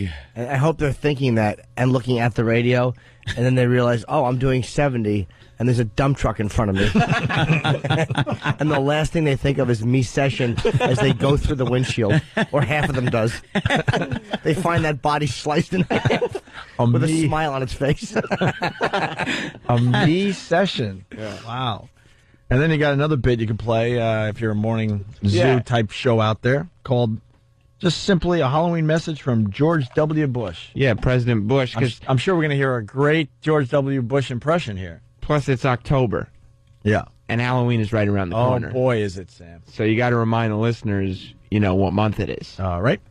And now, a Halloween message from President George W. Bush. Hello, America. This is President George W. Bush. During this Halloween season, I want all Americans to know that we are very close to capturing Osama bin Laden. In fact, we're hoping to capture him during our super-secret Halloween raid. On Halloween night, we plan to send our troops into the caves of Afghanistan dressed as Shrek and SpongeBob SquarePants. Our troops will then go cave to cave yelling trick-or-treat. When we find the cave Osama bin Laden is hiding in, our highly trained trick-or-treaters will lob in candy apple hand grenades and turn Osama bin Laden and his cave-dwelling henchmen into Halloween night confetti. I'm hoping our troops not only come back with bin Laden's beard, but they also come back with a bag full of those mini Tootsie Rolls. I love those things. Tasty and chewy. Mmm. Oh. But look. No, don't say anything. What?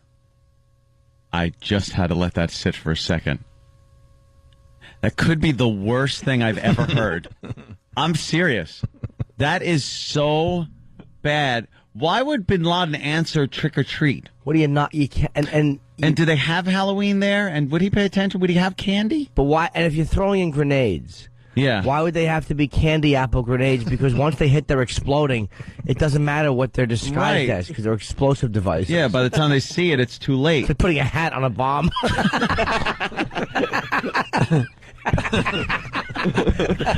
See a bomb with a hat on it.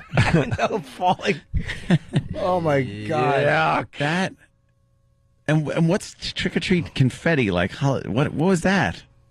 It's Halloween, But this confetti isn't part of Halloween or anything. It's like New Year's, maybe. They thought it was good enough to put it up there on the internet. Holy God, that sucked. For their morning show subscribers. It was a good George Papard impression, though. I think we can play one more. And that's it for today. This is painful. Horrendous. It was so bad. Morning shows are playing that, man. And it's not like it's free. Like, it's not like it's just you Google it and then you can download it. Morning shows pay. Yeah. For the service, so they can go online and download these. Radio sucks. It just sucks. God, that's terrible. It really is. Like, you guys complain if we're having a bad show, and sure, we have them, but that's what's out there. That was angeringly bad. I was angry hearing that. Not like angry, like, oh my God, I can't believe someone's like making money off of that, or the people who use it. Just to hear it. It had some kind of a reaction with my nervous system that connected all of the anger synapses. I was angry. I still am. It's horrible. Well, we got one more. This will bring it all back. Because, if you do a morning show, you got to have your song parody. Oh, boy. Let me tell you about song parodies. It's a great way to break into the business. Once you're there, screw them. And people get confused. Yes, of course we did some of this stuff back. Yeah. Back, you know. Everyone does. But you got to, like, eventually find your own voice and go, at least make them clever. This stuff doesn't work anymore.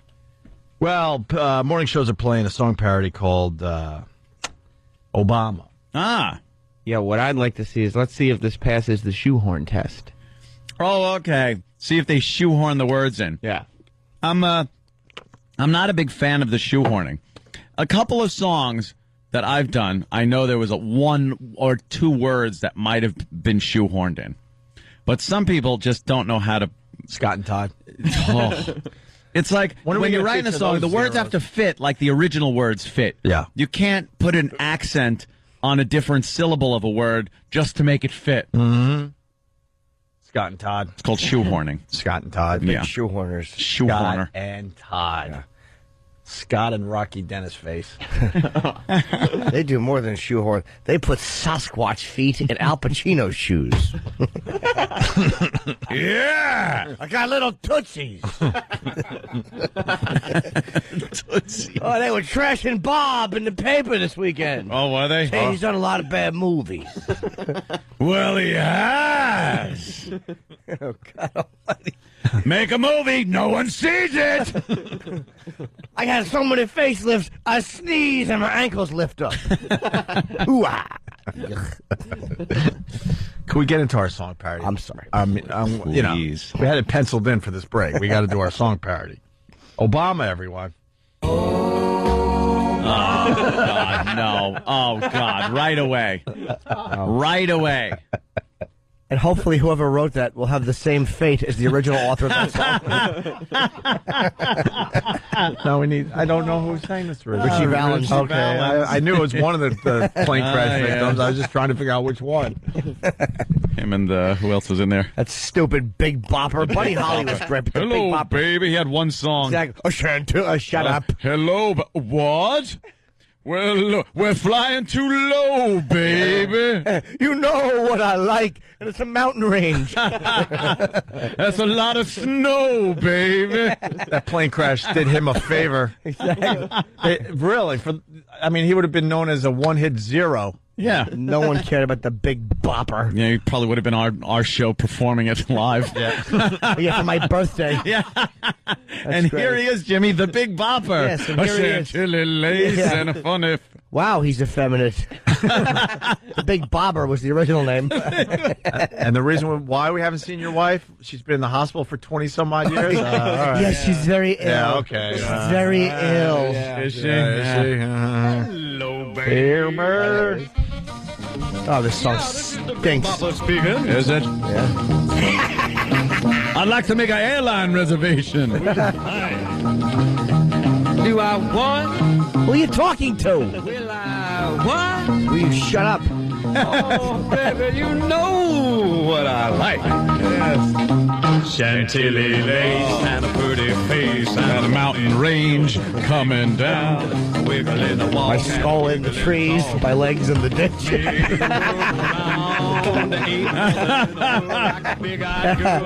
That's right. Buddy Holly's teeth in the back of my head.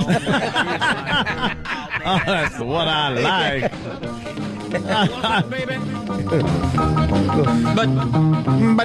But what was did he have a second song that he tried to make famous? That's the question today, and we need to hear it. All right, let's get this Obama Was Chantilly song. Lace the chick's name? Chantilly, I guess. Yeah. Oh, I hope she doesn't have a flashback.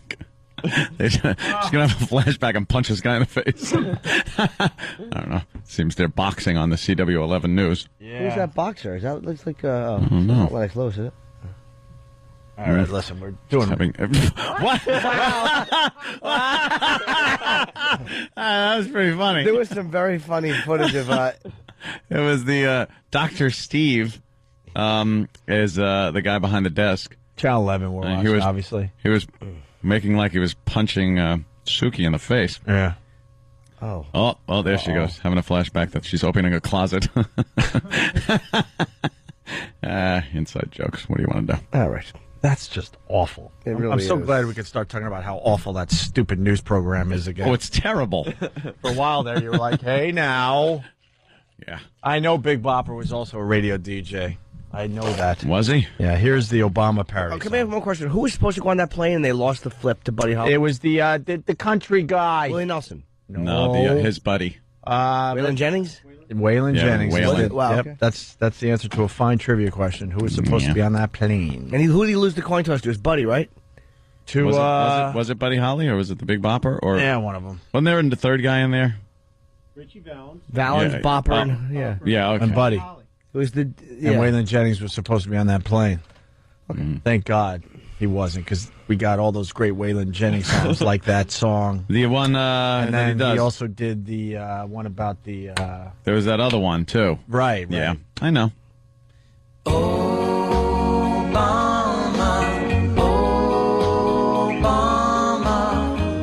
Barack is the word that drives McCain insane. McCain insane. He's in the lead, hear people chant his name. And I've heard that girls think Obama's cute as can be. Cute as can be. Says he can solve our financial woes. Will he raise our taxes or leave them alone? He could rule the world. It's a person. There's a person stranded. There's a person stranded. Good Lord. Yes, I agree. Chills. Obama. His lead is bigger.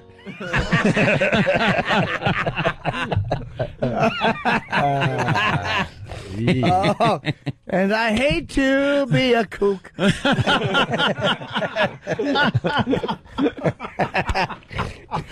The election will be soon.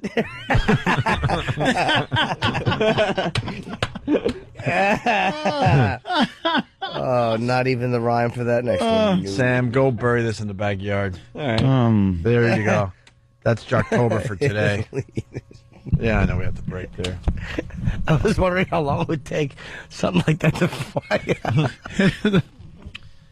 Well, tomorrow we're going to feature a show. We haven't featured a show in a while. Yeah, we're going back to the programs tomorrow to All see right, what good. type of programs would display this fine material. Nice. Happy Jocktober, everybody, from your friends at the Opie and Anthony Show. It's a celebration of hacky, pukey radio shows and DJs from across this great nation of ours. Oh, it's just the worst. That sound is actually coming out from between her legs rather than her mouth, I think. Crank up the crapola, it's Jocktober. There's a person stranded. There's a show. There's a show. It's stranded. That's funny. Good stuff. Hey, now there you go. There's a little improv stand-up for you. What the hell was that? Happy Jocktober, everybody, from your friends at the Opie and Anthony Show. Let's all do it. There was no joy attached to that sound. None. Oh, my gosh. Opie and Anthony. And you're like us. You had to work today. I don't really understand who gets to work and who doesn't work today. It's one of those vague holidays. This is vague. People have the day off. Some people don't. That's how it is. How about we make a call? Is it a day off or not? That's just it. See, no one knows. Some people, federal holiday, yes. But Wall Street's open. And some banks are open. Some banks. Right. What does that mean? Well, the other ones are closing down for good. Yeah. Being bought out. Right. Oh, they must be closed. Yeah, they are closed for good. It's not a holiday. Hey, will you be open tomorrow? Yeah. No. Who knows? Here's Guess the Sound. We're going to get the answer. And yeah, so you can start calling 877-212-ONA if you know what this is.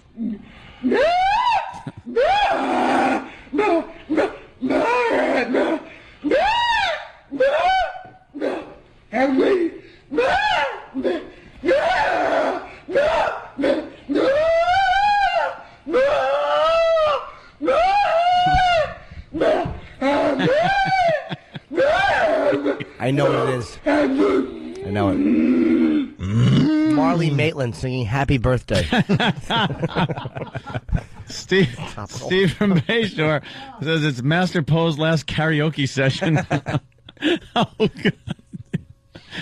God.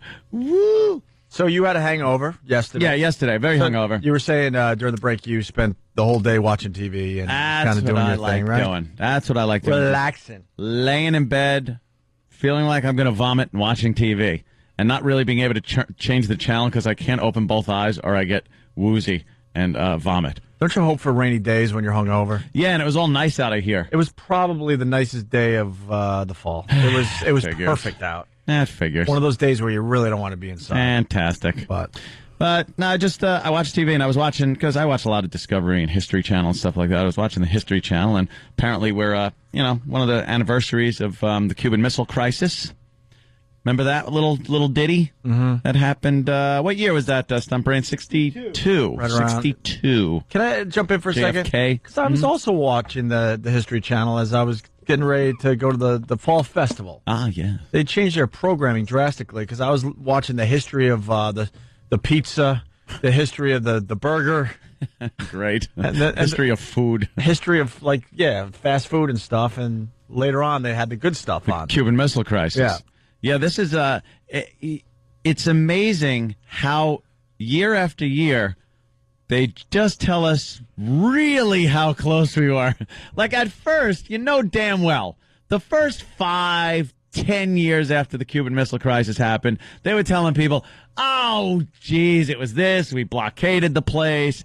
And the Russians said, we'll get the missiles out. A lot of it really wasn't that big of a deal. Yeah, not that big a deal. Like they're making it out to be. And then from 10 to 15 years, it kind of got like, well, now we're finding out, some telegraphs, didn't go through or this wasn't in time and this guy didn't know this information. But still, you're not like, it's not like, oh, it was a big deal.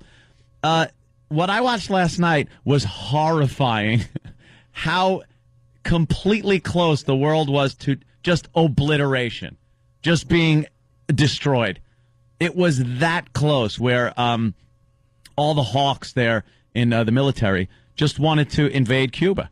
They wanted to go over and bomb the missile sites, and if Russia got involved, so be it. That would have just started a massive nuclear war between the two countries, and it would have just been over. Over, Johnny. Unless you live in a mountain somewhere. No, I think at that point everyone would have been dead because you don't forget a lot of our allies and stuff.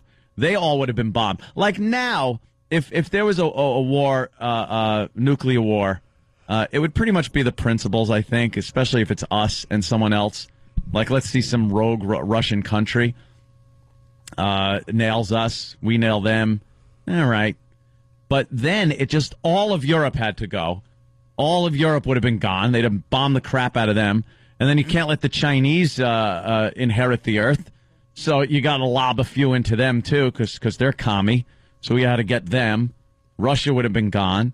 It just would have been a worldwide... We would have been gone as a human, as a race of animals on this planet.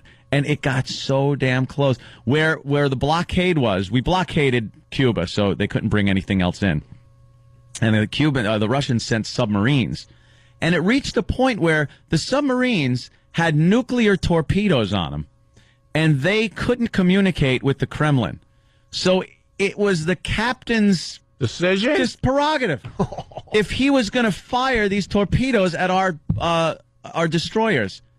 And if he had said, they interviewed this guy, he had said, it's live or die in that situation. If he thought that him and his ship was in danger, he'd have fired first. He goes, in a duel, he goes, the person that usually wins is the person that shoots first.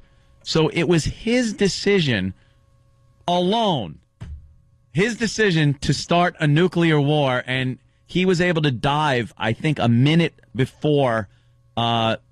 If he had started his dive a minute later, the destroyer would have cut him in half. And that would have started some stuff. So if he saw that coming, he'd have fired his torpedoes. It's just all these little things. Years and years later, they come up and you realize, holy jeez, they really did come close. Why couldn't he communicate? Was there a problem? They had horrid communications back then. Technology sucked. Yeah, technology was terrible. They were a little busy with their own stuff. We didn't even have a phone set up. That's when they set up the hotline right from the White House to the Kremlin, because they actually had to send these communiques. And the last one that got sent, they had to send them by telegraph. Just like, hey, happy birthday to your nephew gets sent. They would send the same urgent nuclear war stuff over the same agency. And then the final one that the Russians gave that said, okay, we're pulling out of Cuba with the missiles, was done over radio station. Because that was the easiest, fastest way to get info to everybody. So they had to go to some radio station. Could you imagine that, running in here with some urgent military thing and us going, we're in the middle of a bit. Could you sit and wait 15 minutes? You see the hot girls on the couch? Yeah, you got to wait. Yeah, we got a lesbian couch thing happening here. You wait. But it's just one of those situations. And now you wonder what you're going to hear in 20 years from now. And try to wonder, how close did we get to this? Or, 20 years from now, they'll tell us there was a nuclear war. We just missed it. It was a small one. It was a real little one. It was a tiny nuclear war. Nukes actually don't make a big noise. It was like little puffs. Yeah, we didn't know. We were all embarrassed at home. And they're talking about the magnitude of these bombs. And they always use Hiroshima as a thing. And it's like, this was 12,000 times stronger than the bomb dropped on Hiroshima. You're like, wow, that's a big bomb. That's crazy. So it's that got me a little, you sit there and go like, ooh. Yeah, I don't like thinking crazy. that crap. All right, let's play Guess the Sound. I was 25 years old at the time. Yeah. No, you wouldn't, because that would make you much older right now than you are. That would have meant you were born in 1937, and that would have made you a lot older. You couldn't have been 25. Literal Jim. No. No, it was. Chuck in Ohio. No, it's not literal. Oh, yeah. Who's winning Ohio right now, Stunt Brain? Literally. Obama still got Ohio? Obama's in a slight lead, but it's a toss-up. It's a toss-up still. Yeah, Ohio's still in play. It's all up to Ohio in the end. What's up, Chuck? Why? Why does Ohio have so much to say? I don't know. Ohio. They don't know what they want in that state. They don't know if they're Republicans or Democrats.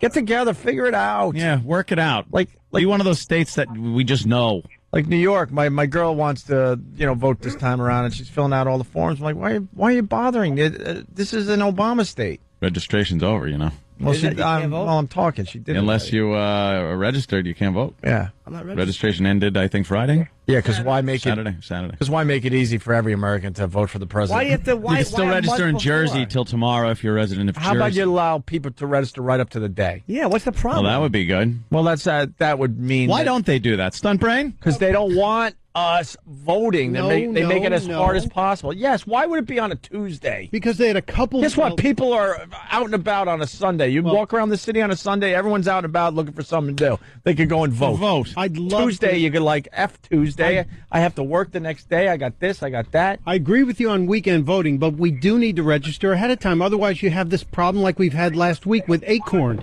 You have millions of people signing up. Not millions, but... What was that Acorn thing about? That's a community organization group. I've been up in my pool. I know that. Yeah, I hate those little kind of squirrels. Acorn, I think. They dump it in my vacuum. Has to what?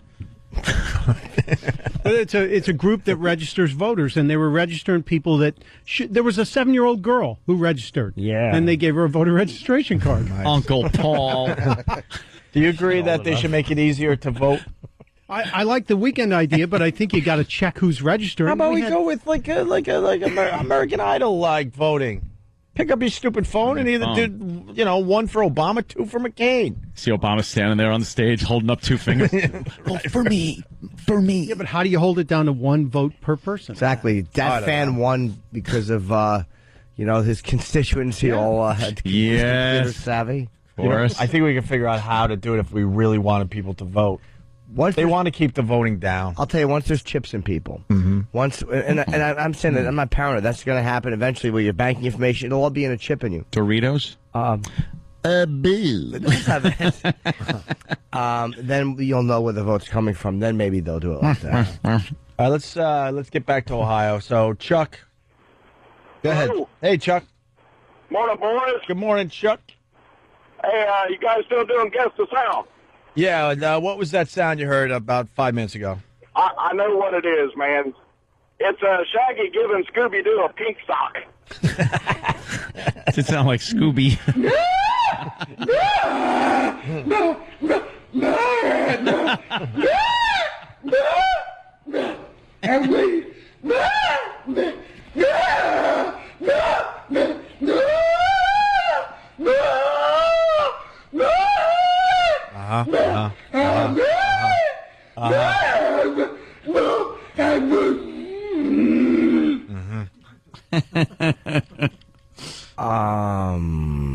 It's somebody seeing something.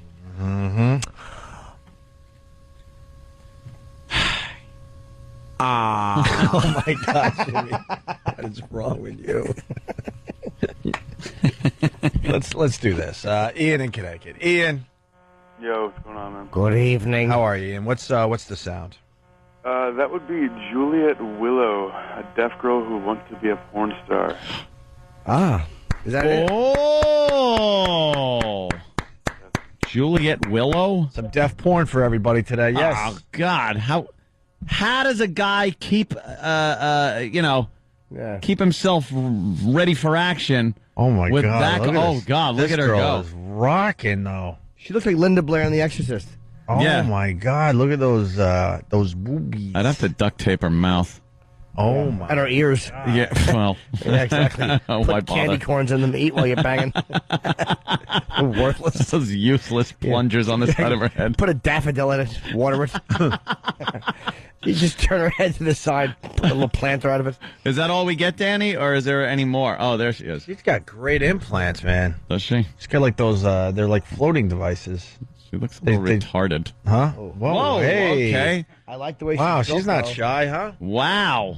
Wow. Look at that. She's Yeah, she's exactly. She's good with anything. Yeah. Anywhere, apparently. Oh boy, yeah.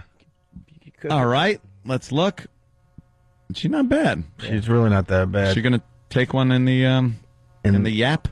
She's got a bit of skank to her. Stop talking. Stop trying to talk. Oh, hey, there's Wow, look at that. The condoms. Get those, knock it off with those. I know. It looks like two people trying to walk into the same revolving door. This way. Oh, look at that. Wow. Oh, well. Why is she eating tapioca pudding? It's all I over her don't face. know. Why is she trying to have a serious conversation? She's just looking like deaf. that? What does that have to do with her splashing food products all over her face? All right, well. Get it. Jesus. Wow. I wish I could give out the website. That website's hilarious. You see that one at the bottom? Oh, what just flew into her face on the side there? Well, that was nice. Spit. What is? Did someone spit on her, or was that a little loud? Someone spit on her face. Yeah. Why is that necessary? Well, you just have to, you know. Oh, that's funny.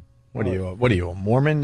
You have what's to. the matter? What's You wrong like with you, feelings? Jimmy? Mouth spitting is okay, She but didn't hear it coming, which is good. And of course you never she- hear the shot that hits you. Yeah. there's just no need because she's talking, and all of a sudden she's like taken back, and she knows, well, I can't react because it's video. I have to pretend I like Just in it. case you... So that's the degrading part, not the 10 gallons she had all over her. No, because that's part of the sex act. That's okay. Oh, the spitting I is see. afterwards. Like as she's leaving, she's all showered. Here, take this. It's a snot rocket in her ear. Just no reason for that. So Ian from Connecticut, he wins. And what does he win? Some Family Guy thing where they're not going to be wearing the costumes? And they're just going to be on stools. Yeah, you get to see the guys from Family Guy on stools live at Carnegie Hall. Terrific. Good for you. Love Family Guy. I'm not sure if I would love seeing it with Seth just hanging out on a stool. Done in that fashion. All right. He wins earbuds. Huh? He wins earbuds. Let's dumb sounds being piped in. Let's go to the FU line, see what's going on today. Thanks for calling the Opie and Anthony FU line. Here's the latest batch of FUs. You have 7 new voice messages. First voice message. Yeah, I'd like to leave a big FU to all the CEOs and CFOs who are actually CJOs who are going to be bailed out with this $700 billion proposal. You. Next message. Yeah, I'd like to give a big you to the dumb that just ran into me. She didn't even apologize. Ran in her house and made her grandmother come out and apologize for her. You dumb bitch. You ruined my morning, my week, and my new car. You! Next message.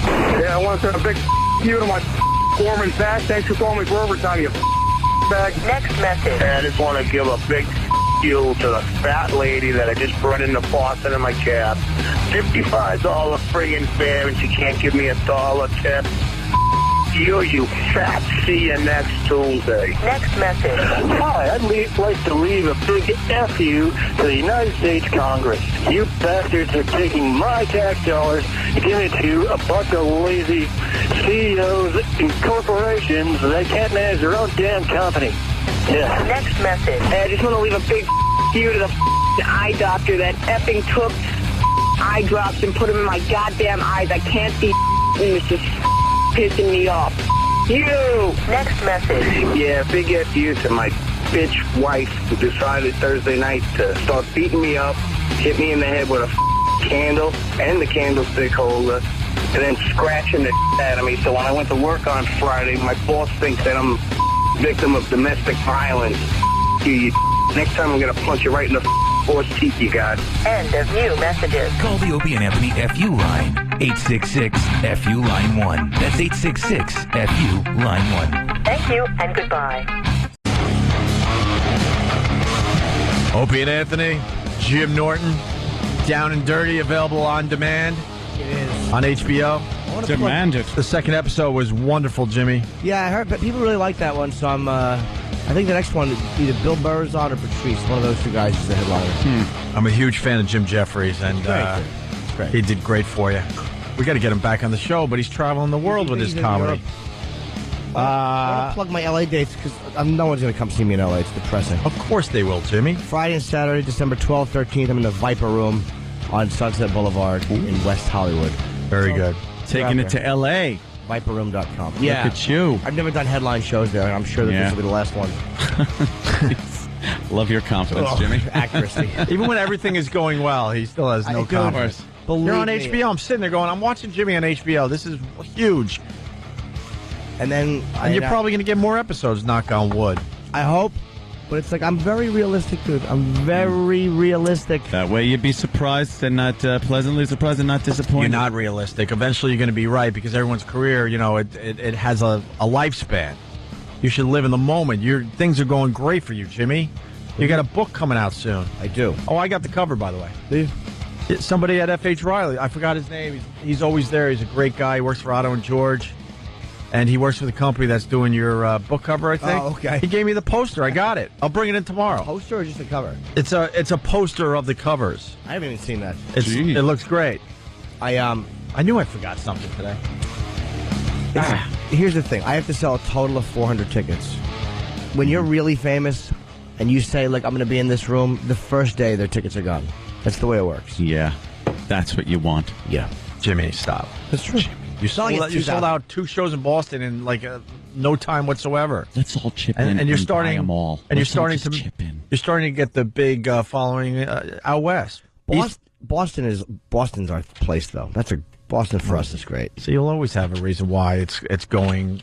You should just know you're living the moment. I am. I'm accurate. When you got a book coming out, you got an HBO series. I do. You sold out some pretty big shows recently.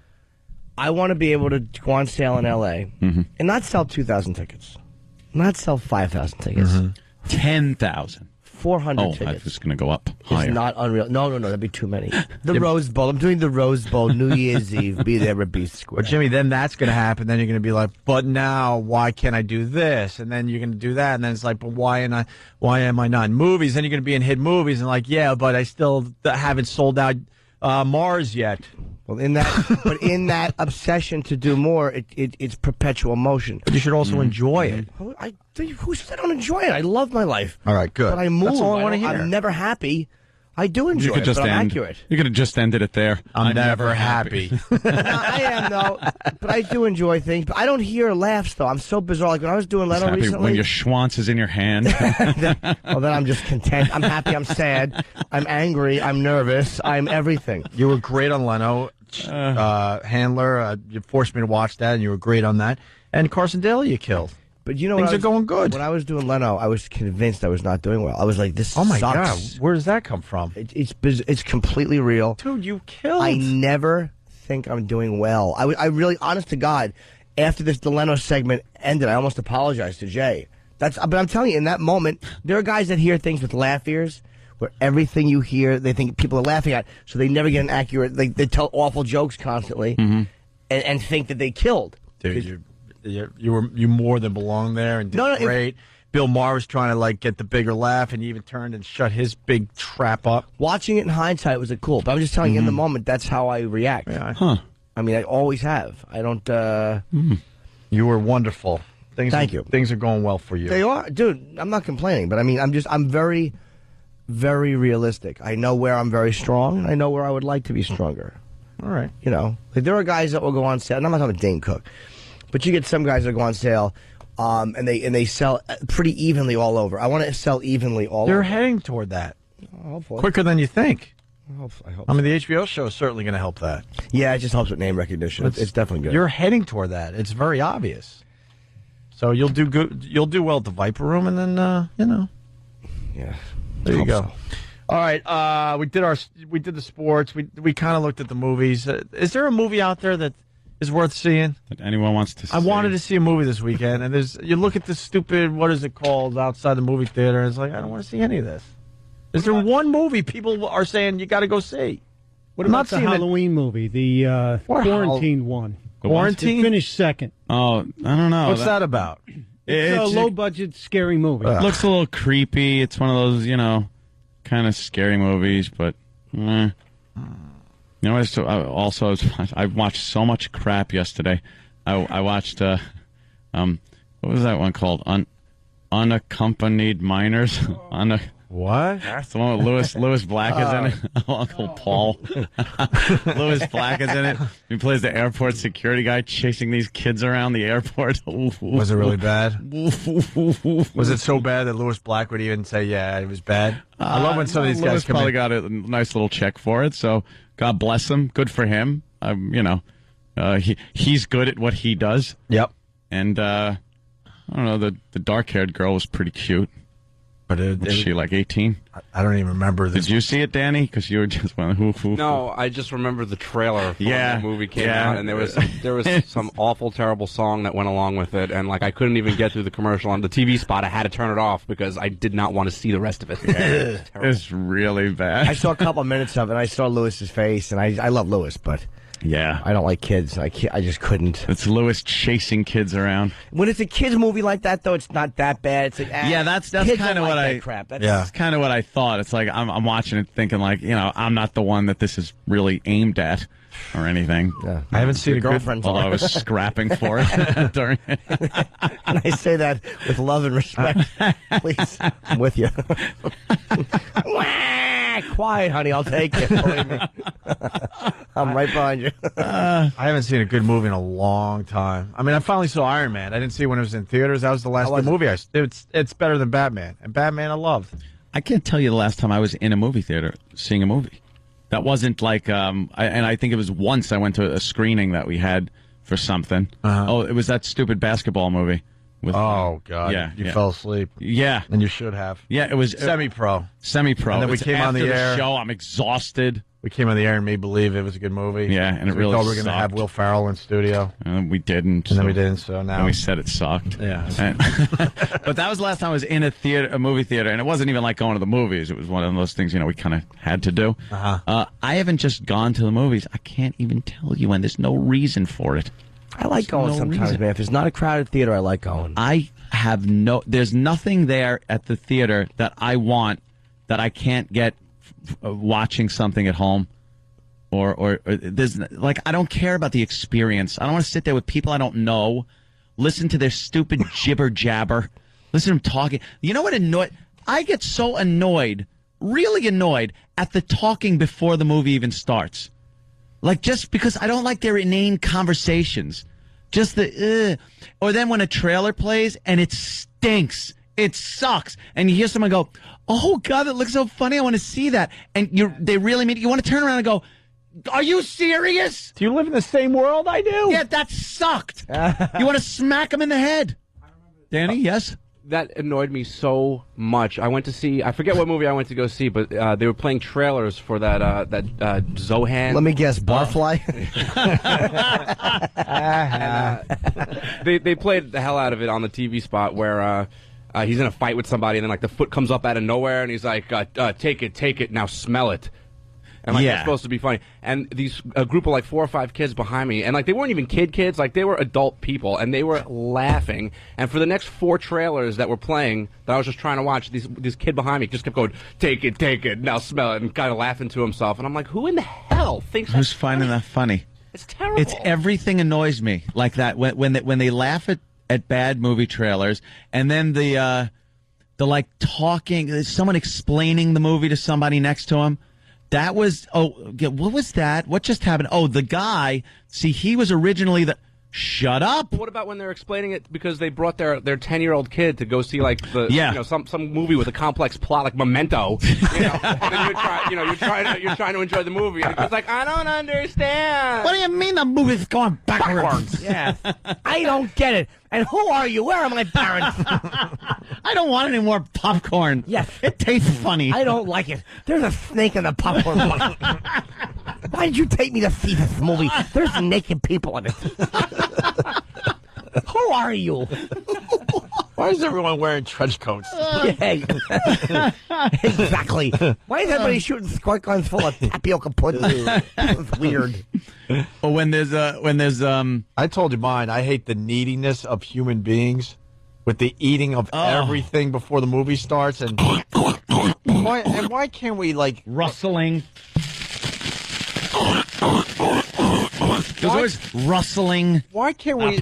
One dumb entrepreneur come up with like candy that doesn't make noise as you're opening it up as the movie's starting, and it's really important that the movie starts nice and quiet. Yeah. And you hear it ruins the whole mood. Like there's a mood of a movie sometimes. It's got to be quiet. You don't need plastic over the box of candy. It's obvious. I got to admit, though, I am a little guilty of ruining that special mood, though. Like, if there is a very dramatic and quiet scene and I still have popcorn left, I will crunch it very slowly and loudly. That's funny, You though. suck. But you're doing it on purpose. Yeah, of course. These people, the neediness of humans, and I've said it sounds like locusts going through a field. Everybody just chomping on their candy and their popcorn. I try to make it sound like I'm eating an apple. Like when something very crunch. Going on. That never bothers me. Talking I want to murder people bugs for. the crap out of. And I don't even mean during the movie. That's something that's so beyond. You shouldn't do that. Like there are things that shouldn't annoy people that annoy me in particular in movies. When there's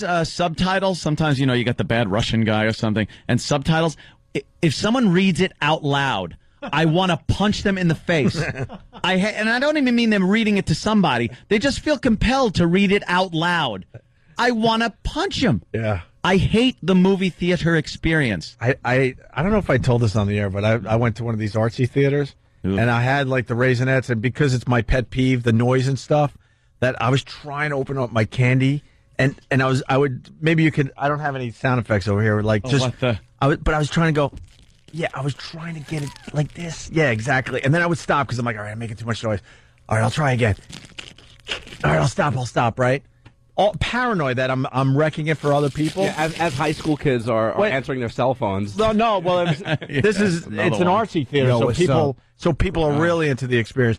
So it got to the point where I just couldn't get the job done. Did I ever tell you this? An old lady that was sitting next to me ripped the candy out of my hand and opened it for me and handed it back. Good for her. and I had to laugh. I'm like, I looked at her and laughed like, bravo. That's exactly what you should have done. Because I was trying to be dainty about it, but I was still annoying everyone, even though I'm trying not to. For 10 times longer than it would have taken to just open the goddamn thing. So she just grabs and goes, and hands it back and goes, here. Enough. It'd be so great if you just knocked her teeth out and then accused her of thievery and had her arrested. She stole my candy. Let's go to Todd in Detroit. Todd? Hey, guys. Hey. Todd. If you guys are that bothered about going to the movies, actually having, human contact with people, go back to your mansions and stay home. That's what I do, Todd. Yeah, that's what you should do, Anthony. It is, and that's what I was saying, because when I went to the movies, it was always a pain in the ass. Shut your face. You with peasants like you in there. You're a peasant. You shouldn't be in the same theater with royalty such as me. I rule, you drool. Bye, Todd. All right, Todd. Very good. I wonder if it's cold in the D. I believe it is at this point. Brian in St. Louis, Opie, quarantine sucked more than having a dead guy in your fire pit. Oh, so, you know what though? That movie was it wasn't like released to critics or anything, but it was actually doing like okay for a horror movie on Rotten Tomatoes. I think it was getting like 60-something%. Really? 70%. Danny's kind of a horror movie connoisseur. I love it. And you kind of dissed it when I said, I go, oh, that looked scary. Well, because typically, I mean, as has been the case for quite some time, they always put the scariest, the most creepiest parts of the horror flick in the trailer. So, you know, it does look like a creepy movie, but I'm sure if I went to see it and tried to sit through it, you know. And then the one creepy part comes up that you saw in the trailer already. Yeah. We're not going to get anything done. Eric in Boston, quarantine, it sucked. Jim, quarantine was good. All right, there you go. That's why it's what it's rated. Let's say hi to Jared in Boston, listening on BCN. Jared? Hey, guys, how you doing? Good. Hey, man. I imagine that movie, Unaccompanied Minors, is about a weekend at Anthony's house. Whoa, hey, there it is. Yeah, that's it. I love the fact that Anthony likes a younger gal, and he's open about it. Why wouldn't I be? I'm being what is called honest. I don't know of any. I've seen girls walking around, very attractive, and I say to myself, I go, there is not one guy who wouldn't find her attractive. I go, some phony crock would go, no, I don't like that. Ew, all that nice smooth skin. Ooh. Yeah. I like a nice dumper with a bunch of cellulite on it, and ugh, no, yeah, that's what I like. Wrinkles, give me wrinkles. I want two wrinkles, one in the front, one in the back. A small one in the front, big one in the back. Of the stink variety. The stink wrinkle. Jesus. What are we? We're like 9 years old. Oh, goddamn children. I was trying to. Uncle Paul. Let's go to the janitor. The janitor. Hey, what's up, guys? On 23rd Street here in Manhattan, between 6th and 7th Avenue, they have a handicapped, impaired, and special people's housing. So every time you go see a movie on 23rd Street at Clearview Cinemas, there's always going to be a class of special handy people. So I saw Tropic Thunder, and when Simple Jack came out, they picked up the class and escorted them out of the movie theater because they were offended. Oh, come on. There's no way. That would take way too much time. The caretaker stood up. They took about 10 of the handicapped people, and they just walked right out of the theater. It's really good. You bring retarded people to a comedy. Let them see anything else made fun of except themselves. That's healthy. Yeah, okay. That's right. Out, you dumbbells. What we should have done was just burn the theater down, and then the last man out that could get out, just... And that's that. Oh, God. All right. Hey, the church thing before we get out of here. Church sponsors anti-pornography weekend.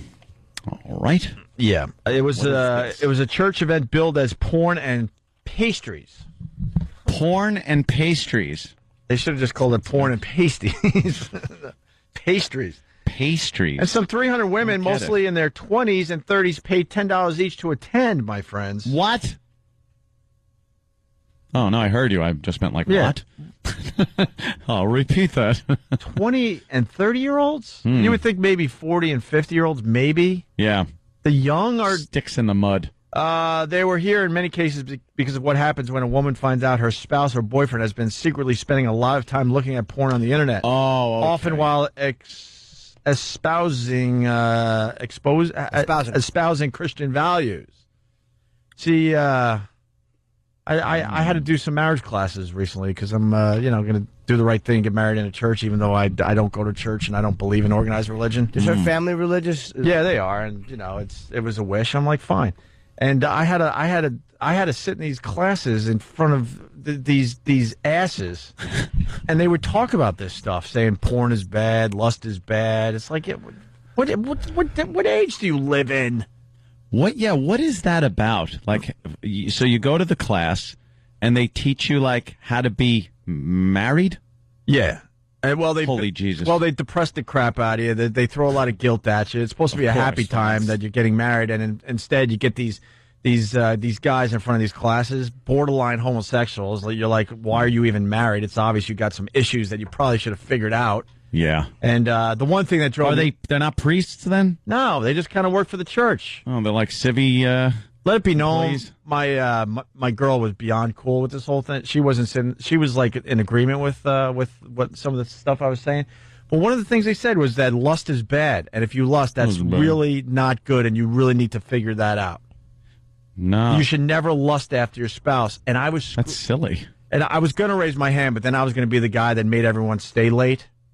Yeah, you don't want to be that guy. No, because the whole room was people going, just looking at their watches because it's something they have to do. They're not really getting anything. I swear I used to think those were one-on-one things. Hell no, where man. you'd have the couple and then one guy, and you'd sit in like an office, and they would tell you something like a shrinker. It was in a huge room. There had to be close to 60, 70 couples. Everyone's looking at their watches. So I didn't want to be that guy, but I was losing my mind. Then you all swap, start banging each other's prospective wives. Dude, 4 2-hour classes.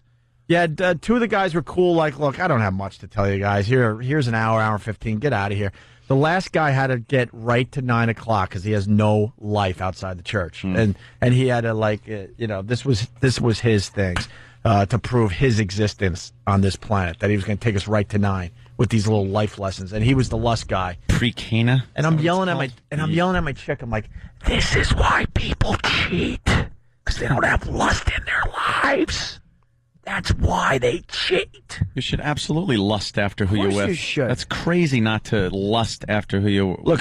Making love with someone is absolutely awesome. I've heard, but also lusting after someone is just as awesome. Can't you just getting one of those? I'm an animal. Can't you do both at the same time? I think so. Yes. Maybe not. I think, and for the church to say that lust is bad, and they wonder why their numbers are way down. They just don't live in reality. They just don't live in reality. It drove me nuts. If you watch porn, you better take care of that before you get married. I'm like, shut the F up. Everyone looks at porn. Everyone. How about getting your wife in there and tell her, look, this is what I'm going to need. Go to scenes 1, 4, and 7. You can do that. Yeah. I'm here. If not, it's going to be problems. Let's say hi to Stryker. Stryker. Hey, Stryker. Morning, boys. Good morning. When my wife and I went through our pre-marriage classes, I got kicked out of the class because I started questioning the church's values, and I asked the priest. Heresy! Heresy! Burn him! You should treat it like that. I asked the priest when the Catholic Church was going to come into the 20th century on their stance on porn, marriage, and abortion, and I was asked to leave. Yeah, you brought up big 3, the trifecta. Yeah. Thank you, Stryker. We walked all the way home. It's on the east side. We live, on the other side of the park, and also it's a long walk. The whole time, my girl had to calm me down. I'm like, oh, yeah, I was just reminded why I don't go to church anymore. Because there's parts of me, because I was brought up very religious and stuff, and did everything you were supposed to do, and did a little like extracurricular church stuff. Religion class, not Is that this the kind. stuff you've blocked out? It's not that kind. I was never the kept after class kid. No, it was religion class. When he was young, how do you not keep him after class? I know, a little Beautiful. tussle of the hair. My blonde, innocent blue eyes. Jesus. Jeez, the prize. It's almost not gay if you did that. It was religion classes at married people's houses where you could see their household is in disarray and everyone's depressed, filled with guilt and all that stuff. And then because of these marriage classes, I'm like, oh, that's right. This is why I don't go to church. I forgot. Just in case I was starting to think maybe this is for me. Yeah. I'm like, oh, yeah, that's right. I don't agree with half the crap they're trying to tell you. I only went when my parents were together, first of all. Right. That was a while ago. And because, that was what they had to do. You're Catholic, you have a kid, you raise him Catholic, so you go through all that schmear and stuff. But the second they split up, it was like, my mother didn't have time to take me to church, and I didn't care. It wasn't like, I want to go to church, I want to do this. And the only other times I've been in church have been for weddings or funerals. And the guy gets up there and starts talking. I couldn't tell you what he's saying, what he's talking about. I just know they read that goddamn letter. Someone reads that letter from the Corinthians. Those damn Corinthians. And you know it's almost over. Yeah. And then you know it's almost over. Right. And there's a lot of standing, sitting, and kneeling. Yeah. And then you leave and shake hands at everybody and go drink. A handshake, to spread the germs, and then you fight for your way out of the parking lot. Yeah, and there's no. I don't listen intently on what he's saying when it's like, marriage is a holy, sacred bind between two. Who cares? How about this? You're living in sin if you're living with your chick before you get married. Right. Oh, that was wonderful when they came up with that rule when we were all like little, peasants living in the same village. But in this day and age, you got the long distance relationships and stuff, and the economy. What we're supposed to pay for two places in New York City? Go F yourself. Wake the F up. Save it for marriage. You're not supposed to live together. Well, guess what? Why don't you tell the government and the economy that it's not feasible? These rules. That's the problem. And then they went into the whole. Birth, no birth control. No birth control. They just suck. And just pump out more Catholics. Well, and the only reason is because they want as many Catholics walking this earth as possible. It has nothing to do with.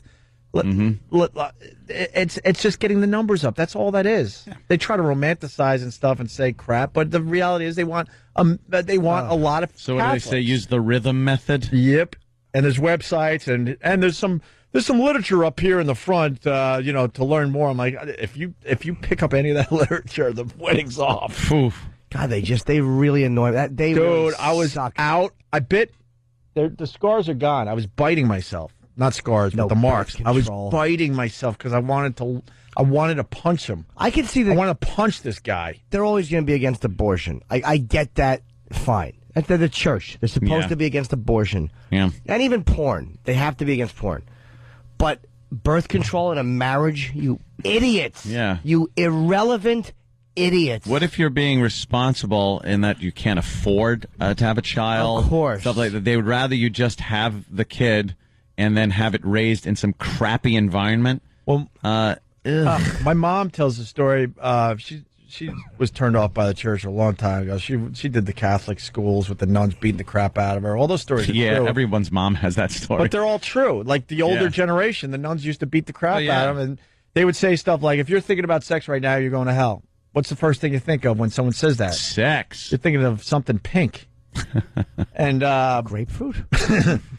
My mom was the good Catholic girl. She had how many? Well, she had six kids in like 7 years. Jiminy Cricket. And then, everyone knows that listens to the show. We were pretty poor growing up. And now she's like, holy crap, I got 6 kids because the church told me. And then I got another one from another marriage and her friends. And I'm basically supporting 9 kids in my house or whatever year it is. Goes to the church for some help. And then you go, well, I don't know what to tell you. Exactly. Sorry. Well, but you were the one who encouraged us to have as many kids because the thing with the and then you go to the church with a real problem. Like, guess what? We're going to lose our house, and what can you do for me? Pray. Yeah, exactly. Yeah, exactly. Pray. Exactly. They'll take care of you if you pray. Yeah, when you dump, pray that doesn't happen. Yeah. Pray that she doesn't get pregnant. So moving back to porn and pastries was part of an anti-porn weekend at the church that included porn and pancakes for guys, and porn and parents on Saturday, and a porn Sunday today. Now, apparently this isn't like porn and pancakes, like you get to see porn and then eat some pancakes. I'm thinking, you get yelled at about the porn. Showing that the church is completely clueless. Porn and pancakes. Yeah, that's... How many of us have made their own pancakes? Yeah. I got the batter. Well, you take a stack of them and you kind of drill a hole in the pancakes. You climb up on the table and watch some porn. That's what that is. Porn and we've all made a few pancakes on a few body parts. Potato flakes. Yeah, you take the potato flakes. Well, the group, they have a website. It's called xxxchurch.com. Wow. And they do this something with a triple X in front of it? Porn and Pastries was the first woman-only event that the XXX Church has done, as it stages more than 100 anti-porn gatherings a year. God. Among those attending Friday's event was a 31-year-old Seattle woman whose husband told her a year ago, after 5 years of marriage, that he was looking at porn. Mm-hmm. Honey, sit down. I got something to tell you. I'm so upset. I'm looking at porn. Oh, God, let's pray to Jesus right now. We have to pray. We have to pray that I can get over this. All right, hold it. My picture's downloaded. All right, I was just waiting for a video to download. Oh, my God. You got to be kidding me.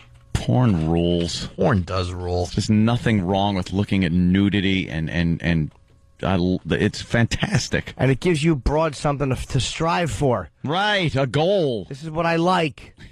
This is what I like. So get one of your darker gentleman friends and bring him over, and I'll cower in the corner. You humiliate. I'll prepare him. No, I don't want to prep the bull. I just want to watch. I don't prep the bull. The next paragraph will anger some people and infuriate. What is it, the Obama-McCain numbers?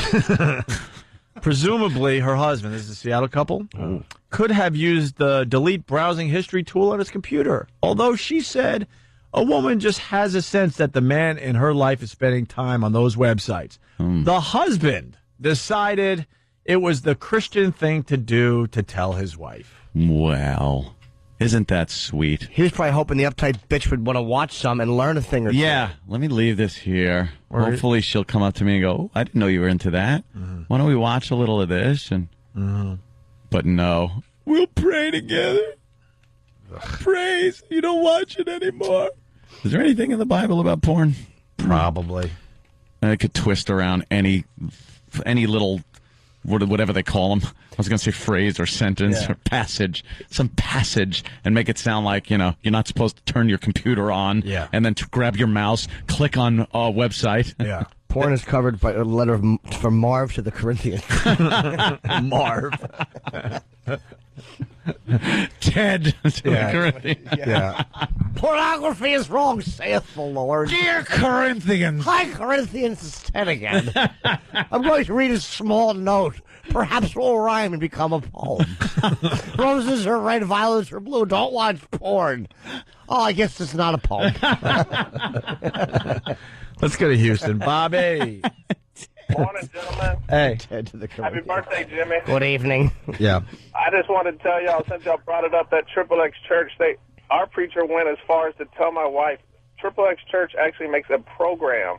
Whenever you go on a porn website, it will email your wife that you went to that porn website. Oh, that's a good one. And will even email your wife if you try to turn it off. Email box is full. Just like 1 hour. Box is full. I'd go to different ones just to annoy my wife, like Black Gentlemen Together or Uncut Ricans. Chicks with, Are you going to Uncut Ricans? Yeah. Yes, we'll pray together. If she's going to be a nosy buddy, you'd really go over the top with it. Did you go to my wife's pig.com again? I certainly did. Wow, that is a nasty little program, huh? She gets emails where you're like trying to get her involved in threesomes on these swinger websites. Well, you go to talking about how awful your wife is, but you're still willing to offer her up to the bull. Or you go to killmywifeformoney.com. Right. Just really F with her. Oh, that's awesome. Let's say hi to Holly in Delaware. Holly. Hey, boys. Hey. I just had my first meeting. I'm engaged. I'm getting married next year, and the reason, the reason for sex is they want you to procreate. The only reason they want you to have sex, want you to get married, is to have children. Not to feel good. And what is the reason for that? Because they want this. They want as many Catholics as possible. Right. That's all. They even consider the They just rhythm want the numbers method as birth control. Oh, really? Yeah, they do. They frown upon the rhythm method also. Yeah. They do? Because they suck. I know. So you're just supposed to just have sex? Every time you're having sex, it's because you're trying to have a kid. Screw the lust and all that. It's like it's mechanic. So it would be like, so you can use an excuse and just kind of, kind of just in the middle of doing it, right? Right when you're at that precipice, You go, oh, I got a cramp. So you had to kind of, I gotcha. I'm with you. You can't talk openly. You pull your dick out. Very good. Yeah. So, getting back to the story, the husband decided it was the Christian thing to do to tell his wife, ew. That's how it's spelled. Ew. Gross was her reaction. The woman said, us women, we don't understand it, although I'm not surprised. I know many men look at porn, but that gives them unrealistic expectations. What? People in those movies are all done up, look great, and say yes to everything. Pig. Yes. That is spoken like a true pig. Yes. Ugh. Or just a nudge in bed. It's not a nudge. And we've said on this show, I think we're all in agreement. The amateur stuff is way hotter than the of course it is. Bright lights and the makeup and all that crap. I don't like the made up porn star. I love crap. the amateur stuff is where it's at. Exactly. She said she's talked with women friends. Yeah, that's ponies. Doesn't know how to do it. No, always winds up hurting the guy. He puts his back legs up on the top thing instead of his front legs. You're like, no, you're not doing this right. It's all silly. Yeah, yeah, but you're a horse. Or dogs, they eat the oven mitts. They don't wear them. Just trying to keep everyone safe. She said she's talked with women friends about men looking at porn. So they get together and have a little tea, a little lunch. And the women universally have the same reaction. I don't think this would be universally, by the way. It's universal, yeah, sure. What's wrong with me? Why does he have to look at something else? Oh, stop it. It's all about you. What's wrong with me? Me. Sometimes it's not about you, you fatty. It's just about guys like looking at naked broads. And they like watching videos of them getting banged. I also like watching videos of flaming idiots falling out of buses. Yeah. What is this video? His legs are on Must fire. be on Maury or something. Of course it's on Maury. Good. Someone from a faraway land gets hurt. I laugh. Yep. Far away meaning what? Delaware? Yeah. I don't care. And you don't think the women are doing this? I'm going to sit here. Do it too, I'm going to sit here and make believe that my girl doesn't look at porn or lust after anybody else. Stop. Yes. We're animals. Yes. We like that crap. That's why she said their home computer now has software. Oh, this is what this guy was saying. That monitors its web history. If a porn site is detected, a report is sent to the wife as well as to a friend who's helping them out. A friend too? Get the friend who goes over the house and eliminates it from your wife's computer. That's right. There's no privacy when you're married, she said. No privacy when you're married. This bitch deserves to just be left. That husband should just leave her destitute. The women at Eastlake got to hear from Gross.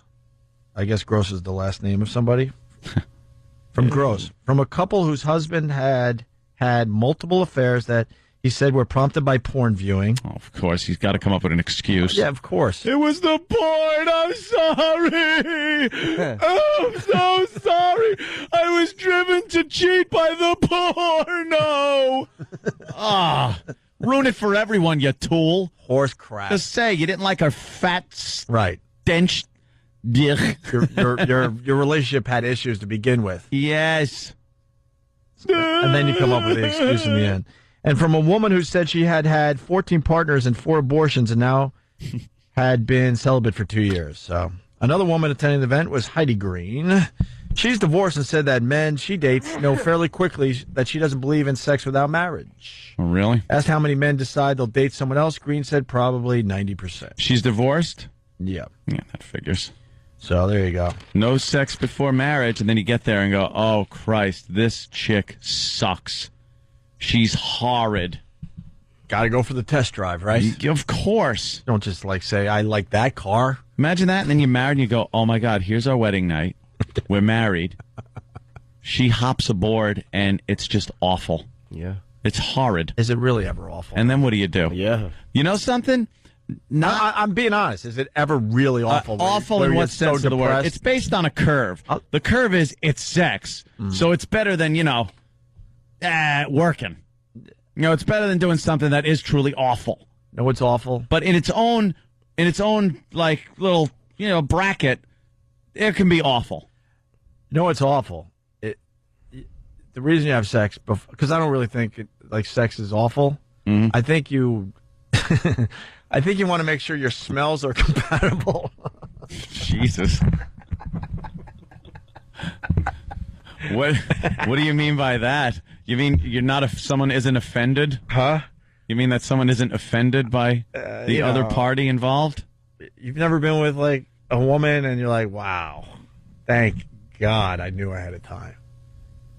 It's the smells. Mm-hmm. Yeah. Yeah, they can be bad. And that means you're not compatible.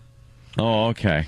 That's how. Oh, is that how that works? And then somebody else might find it wonderfully delicious? There's someone for everyone out there. Oh, okay. But I think, that's one reason why you should have the sex, to make sure your smells are compatible. I bet that's nature. Good. I think you're right, actually. I think nature does that so you don't procreate with people whose DNA might be too close or whatever. I really think that's a nature Well, that's thing. good. I've been with a couple of girls who are probably compatible with a trout then. Well, that's sort of what I'm getting at, but then it could also be like the body odor and everything else. But, I mean, I've told the famous story.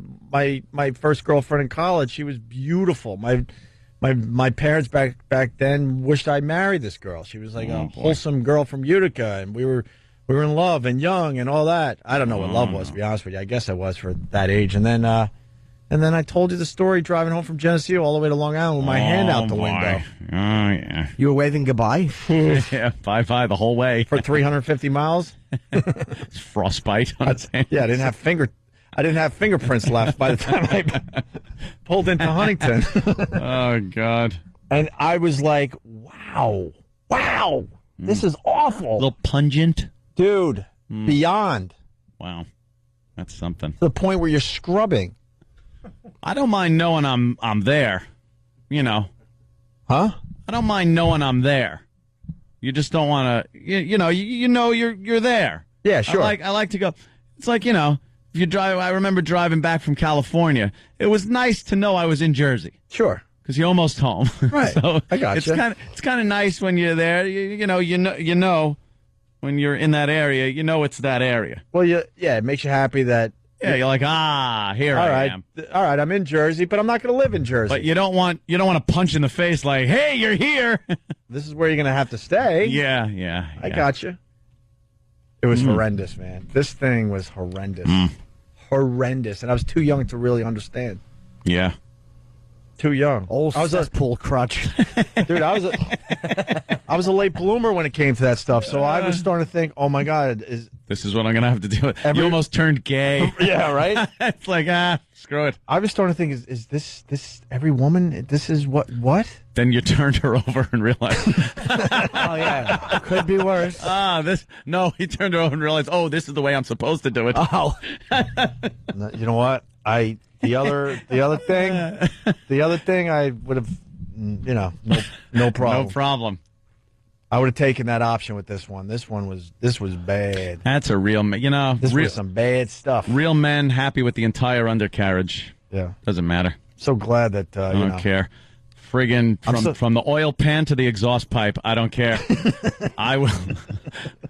I'll do a complete, like you go to the car wash, you get that undercarriage cleaning. Yeah. I'll do a complete undercarriage. I don't care. We'd like to call it the car wash. Yeah, sure. Just get it all done. Don't care. All right. Where's our music bit? That's our music. God, look at the time. Well, we went late. We did, so don't complain when we leave early. That's right. It's Columbus Day. We want to go home. What are you kidding? People are like, wait a minute. Doesn't make sense. If you're lucky, we'll do another hour of radio today. If you're lucky. I just have to get across 5th before that stupid Columbus Day parade. That's today's excuse for us? That's today's excuse, Columbus Day parade. We love parades. Yep. In this town. I love a parade. That means Yes, I love it as I'm making my turn onto the 59th Street Bridge. All right, guys. The phones, man. We could have really done some time on this subject. Yes. That's just my thoughts on the whole thing. To tell people that they shouldn't be lusting after their partner, that's just insane. Well, I think we can probably continue a little of this. Yeah, why don't we do that? Over at Sirius XM and really talk like we want to talk. Yeah. After the break, we'll take more of your phone calls on this. That's a good idea. And for the people that are not joining us, have a great day. We'll see you tomorrow. Yep.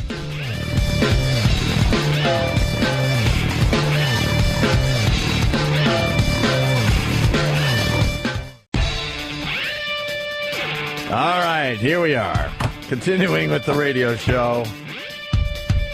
Very excited, man. We got a great guest that's going to be calling the show in a few minutes. So psyched. Yeah.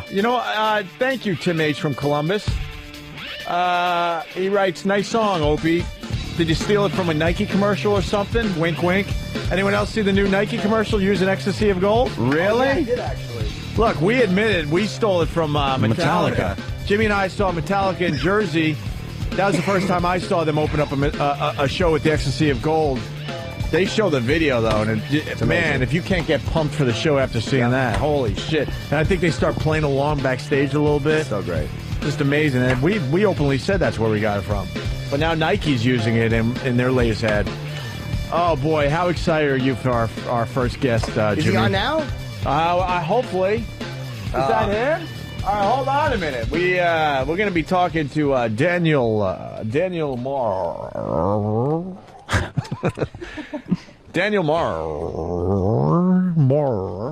Now, what is this book about? I don't. Dude, this is kind of crazy. This is terrific. I'm proud that we got him on today. It's Brocabulary. Brocabulary, everyone. Brocabulary. The new manifesto. Yes. So it says manifesto of dude talk. Yes. Oh, he can't hear us right now. It's Brocabulary. Right. So, like I open this up and I see a brologue. Oh, boy. It's like the brologue is instead of a prologue. Sure. Called a brologue. Well, of course. Other things like bromunication. Yep. It's like communication, but the way guys do it. Bros. Sure. It's like a guys thing. Sure. You know. How great is that? Because we've all, we all love talking like this. Yeah. Guys. It gets you the chicks. A manecdote. Yeah, well. Instead of an anecdote. Yeah. Things like that. What about and then we get into some of the vocabulary like like Harriolas. We got. Let's get him on the phone because it's communication. Brodal recall. Well, we got to talk to Daniel Marr. We're going to learn about mantis. Look at this. Hold on. We're going to learn about MC Hammered. Dude, I got to tell you this. What? Brodal recall is a bro's recall for what you did last night while hit shammered. Like hit shammered. This is I'm actually looking at the 10 bromandments. Yeah. The 10 bromandments. Can we get him on the phone? We are. We're just setting it up. Cockadoodle brew. Because I got Cockadoodle brew. That's a beer that you drink first thing in the morning. What are these what are these called? Where you have like the word and then the answer on the back. What are they called? Flashcards. Like kind of flashcards. We're going to learn about community chest or chance. Right. We're going to learn about manalize. When you manalize something. A guybrary. God damn this stupid fucking Jersey girl. Talk audio. Punxsutawney Jill. We're going to learn what that means in vocabulary. Oh, that's funny. Well, yeah. It's when a groundhog comes out of its hole and burns the other groundhog's shit. Oh, a master date. Oh, good gravy. Oh, this is great. And a PDA hole. God. Let's talk to Daniel Marr. Yes, author of Brocabulary. Yes. A new manifesto of dude talk. That's right. Daniel. Hey, how's it going? Good. Hey. Welcome to the Opie and Anthony Show. Good to be here. We were going through your book, Brocabulary, the new manifesto of dude talk. That's right. And how did this come about there, Daniel? Let's start with the basics. Yeah, what was the inspiration? Sure. Well, the inspiration, actually, I was at what I would call a douche-donation. What's that? Really douchey, like bars and clubs. And I was standing next to a shower girl, this girl that, washing in the shower. Yeah. That's how douchey it was. And this guy called me a bromo. I actually hadn't heard that one before. A bromo? What's a bromo? bromo? For bros who are so tight they're almost homo. And I started trying it out on friends of mine, and people were kind of found it pretty hilarious. So I realized there was something to this dynamic, this phenomenon of bros, or what I would call Siamese twins, who are constantly attached and kind of are attached to the liver. It's all guy talk. Always, drinking together and go everywhere together. So, I thought it would be cool to make up a kind of vocabulary for them that they could use when they're broing down. Right. Bro down. What's when you're broing down? Well, when you're broing it up, when you're with your bros and drinking and at the strip club, that sort of thing. I think you got a hit on your hands here, Daniel. Well, I couldn't get past the 10 bro-mandments. It's like commandments, but for bros. Exactly. Number 1, I am your bro. Thou shalt not put hoes before me. Bros before hoes has been something that's been said for a long time. That's true. Yeah. I actually have a spin on that, though. I mean, it is obviously that's kind of unreasonable. That's not going to happen in real life, and it's okay to ditch for a bitch as long as you have a galaby. And a galaby is galaby. What's a galaby? Is that what is that? It's like an alibi for an explanation for why you weren't with your bros. And it should never be romantic. It should never be chivalrous. It shouldn't be about getting a girl flowers. It should be about deflowering a girl. Right. That is a proper galaby. Nice. And your bros should understand that. The bros before hoes can go out the window if you got a good a galaby. Exactly. All right. So I'd just like to understand. But other more from the 10 Bromandments. I mean, you should remember the Sabbath day. To keep it wholly devoted to watching football. You should honor your mother and father. Obviously, no mother jokes. Why? Mother jokes could be fun, no? I don't know. I think they're a little played out, and that's kind of the idea, behind the book, that these words are a little played out. We need new words. We've had the same kind of wingman terminology for a long time now, so it's time to kind of. Well, speaking of men needing new words, let's go through some of your vocabulary here. Sure thing. Which ones would you like to do? Well, how about you hit us up with a word? Let's talk about the old words and the new ones. I mean, we've had fugly for so long. Why not come up with new ugly words, such as tugly, which is, when a girl is so ugly you'd rather just go home and tug it than hooking up. Oh, my God. I got to tell you, Daniel, we got a live audience today, and they're definitely enjoying this. They're tugly. You like Daniel so far? Very good. All right, tugly. I like that. Well, what about wasted? I mean, we've been using this word to describe a state of inebriation for so long. We use it as time on this radio show. Now. What's that? I said sometimes we use it as time on this radio show as wasted. Right. Yeah. Oh, good we gravy. need more specific words like slamdy-capped. That's when you're so slammed that you can't even get your car keys out of your pocket. You need your bro to do it for you. I heard that. Oh God! Do you really want your bro going into your pockets, though? Yes. You know what I mean? Your upper pocket. You're back to bromo again. Good gosh. I gotta make a call. Or when you're transvestined, you're so tanked that you don't care whether the hooker you just picked up is a man or a woman. Yeah, transvestinked.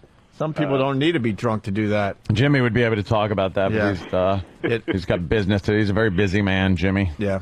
I wish, there was a word for that. What is, I'm going through the vocabulary, Daniel. What's this master date all about? Master date, of course, is a date, but instead of taking a girl, you're taking yourself out of your pants. It's kind of a masturbation session that's planned in advance. Like, let's say your girl is going out on Friday night, and you know that you're going to have half an hour to yourself to kind of, treat yourself to dinner and a movie. Dinner and a movie, of course, being a porno and some nachos. Very good. Jeez. There's a whole actual chapter of Spank Speak, which I'm really proud of. Spank Speak? Spanks. Well, where's that? I want to play along here at home. That's towards the end of the book, right near Shitter Chatter. Shitter Chatter, Spank Speak sure. is actually, like smasturbation, when you're masturbating while smashed.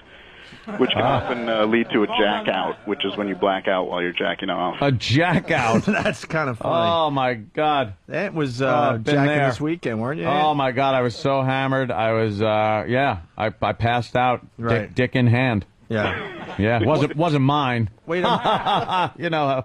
I'm confused. I'm confused with tear jerking. Tear jerking is, let's say you break up with a girlfriend, but you still have some Polaroids of her lying around. What's a Holderoid? A Polaroid is just a Polaroid of a hoe that you went out with. Polaroid. Oh, all right. I gotcha. God, All I right. get. Yep. Some of these are kind of painful. But yeah, tear jerking is when you whip those out and you're kind of jerking it to what I would call mournography, which is pornography of a girl that you're still mourning the loss of. It's a dark, dark place to be. Yeah. Well, let's go to the phones and say hi to Steve. Hi, Steve. Hello. You're on with Daniel. Steve. Hi, Daniel. How are you? Hey, Steve. How's it going? Is your book available in stores now? I actually like the Bromunications and things of that nature. Yeah, it is. What exactly? It's on Amazon. No, also. go ahead. You talk. Buy it on the net. What actually? What inspired you to do this? I think they asked that question, right? I don't know. I was listening. I was on hold. I'm Yeah, sorry. Steve, we already asked him that question. Yeah, for Steve. some reason, when our listeners are on hold, Daniel, they don't get to hear the show. So Yes, maybe you could humor Steve and just tell him real because, fast. is this something? Are these words that people are actually using? Like, did you create a lot of them? What happened? Go. Yeah, I did create most of them, and the idea is to basically. What is your favorite one? I liked the Polaroid and the other one of the masturbation when the man passes out. What is your favorite? I like forensic evidence. Ramon! Tell this bag of shit to stop doing puns. Ramon! I'd rather give a bro job than listen to this shit stain. That's pretty good. Ramon! I hope this man dies of AIDS. I wasn't expecting that. Ramon! He's ugly. He's ugly and he sucks. Oh. Ramon! I've read funnier leaflets at the DMV. Tell me when you're done. I'm just checking my email. Okay. All right. I finished temporarily. What? All right, Sometimes, thank you, Steve. sometimes I these I'm sorry callers about that. slip through. Yeah. I like that though. Tell me when you're done. I'm checking my email. Yeah. Well. Oh wow. Daniel. Yeah. So where were? The Punxsutawney Jill. That was the one that piqued our interest when we were going through this. Punxsutawney Jill is, What page is that on? I'm trying to find it. Wait a minute. Do you know where that? Oh, I got it. Wow, what a coincidence! I just turned right to it. What page, Aunt? It's at 143. 143. Okay. Yeah. What's that one about? That one is, when spring comes around and, a girl starts wearing a kind of, the first day of nice weather when she starts wearing a miniskirt, and by the end of the night, she's shivering because the weather has changed. She comes out like a groundhog, but... Did you do a lot of these? Are these all, did you have contributions, or are these all you? They're pretty much all me. I mean, there were people who chipped in a bit.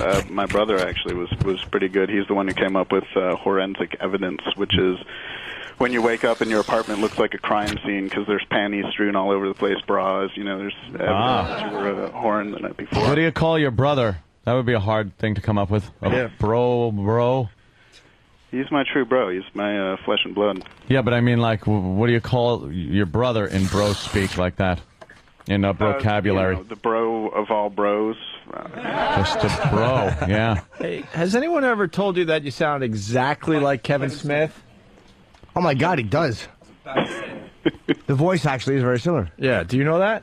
I didn't know that, no. Jesus. Revelation. Oh, wow, now that creeped me out. Yeah. Wow.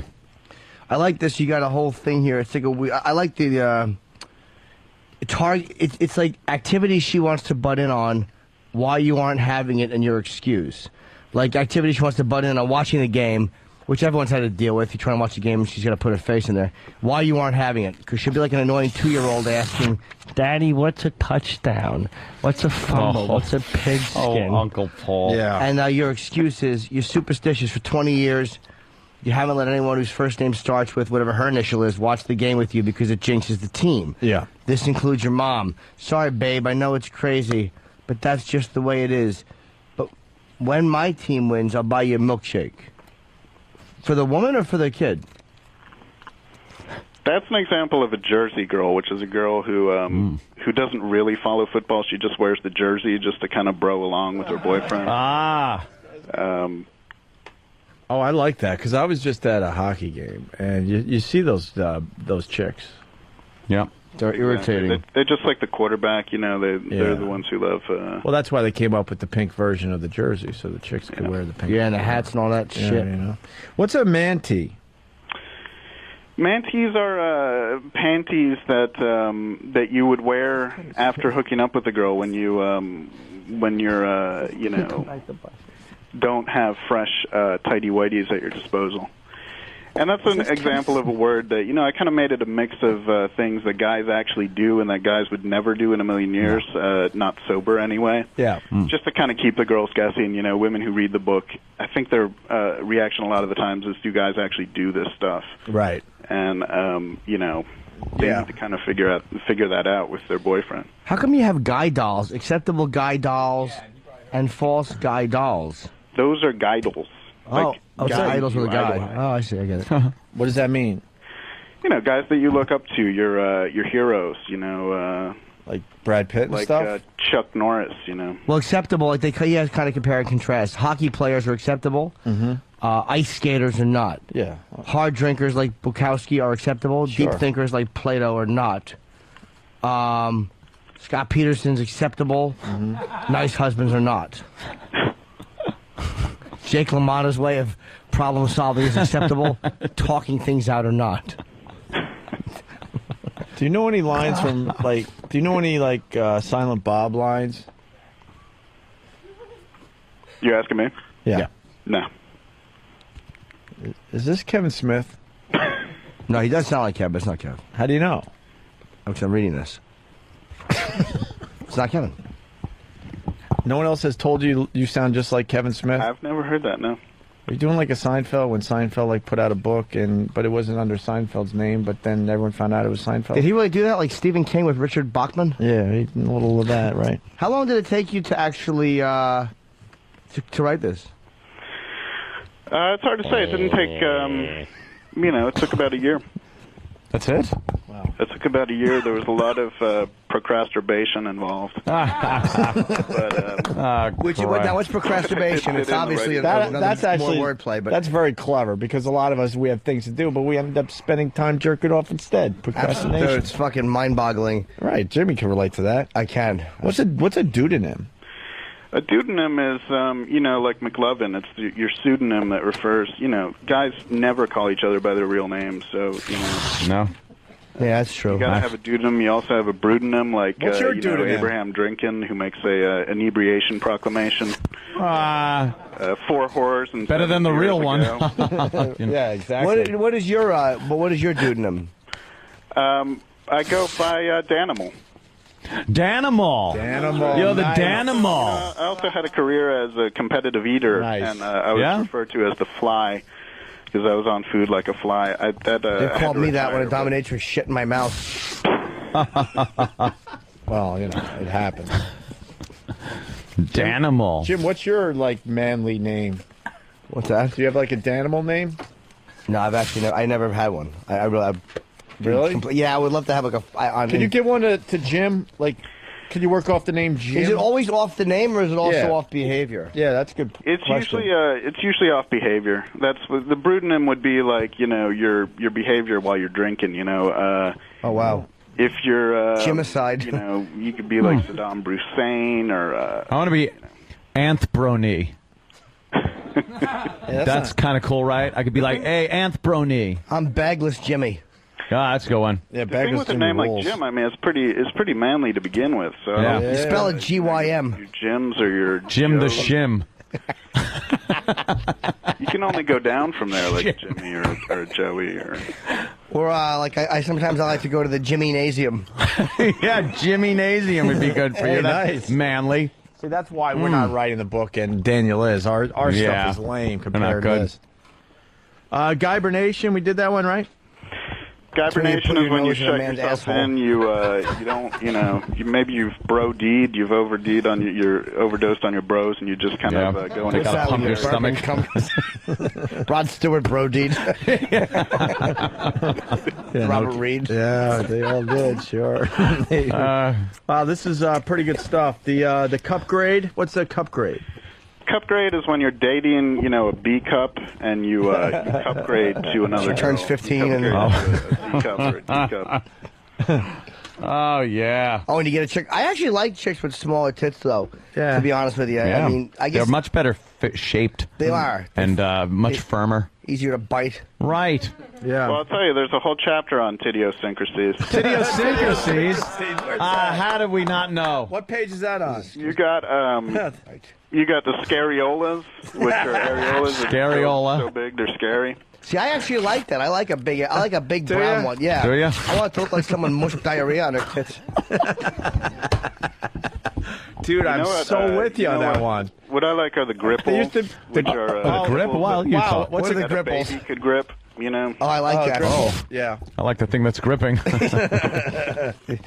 That's fucking hilarious. What else about the breast? Because it's amazing. Everyone's got different breast taste. Tidiosyncrasies. Yes. Well, there's also the mansectomy. No offense to guys who like smaller breasts, but there's also gay cups. You ever hear Olivia Newton-John?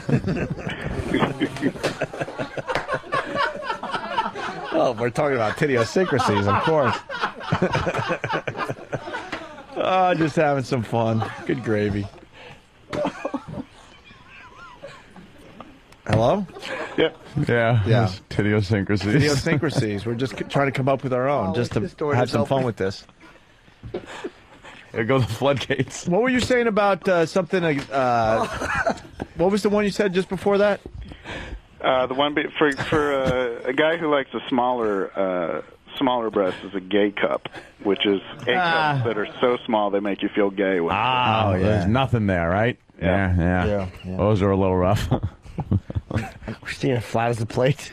Yeah. But I never thought gay in that case. I always thought like underage. Well, you think underage? Yeah. Kyle S. from Indiana wants to help you with what's the chapter called? Tidiosyncrasies? Yeah, well, Kyle S. From Indiana, Christina Applegon. Do you have anything about? Because I like larger vages. Do you have anything like about clits or anything like that? Yeah. There is, yeah. Like a clitoris is like a clit that belongs on a dinosaurus.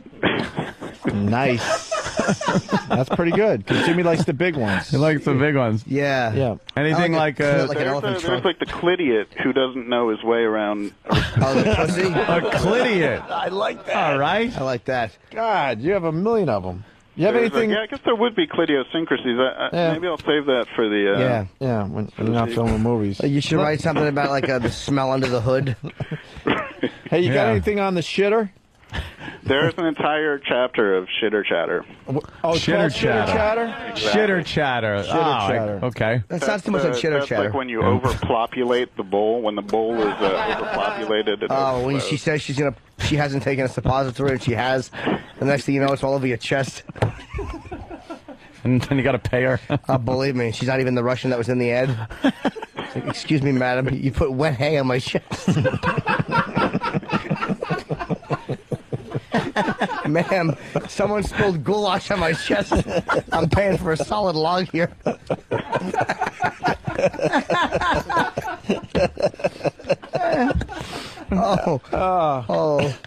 Excuse me, miss. I don't want to pay for fucking jerk chicken all over my fucking chin and neck. What about you got Blocabulary? Now this is good because us guys we like the blowjobs. Is that right? what you're doing? You're out with your friend Cabulary? Hey, that could be good for the second book, sir. What's some of the Blocabulary you like? Blowcabulary, well, there's the blowjob obligation. When you do a favor for a girl, you help her move or something, you change her tire, and she owes you a blowjob. She's blowjob obligated to you. Oh, blowjob obligated. Nice. Very clever. That's great. Yeah. Is that like when you drive someone like far from home, and you say "suck it" or you're gonna? walk. Or you're going to end up in a shallow grave. Exactly. Not quite. I wouldn't take it that far. Of course saving not. your life with a sucking, that's called. You want to explain Chap's dick? Chapstick. What I like to put in my mouth. A chapstick is a dick you rub on the lips. That's hilarious. What's your definition of chapstick? Chapstick is just a dick that you rub on her lips like chapstick. Yeah, it's pretty straightforward. Mm-hmm. My favorite in the blowjob,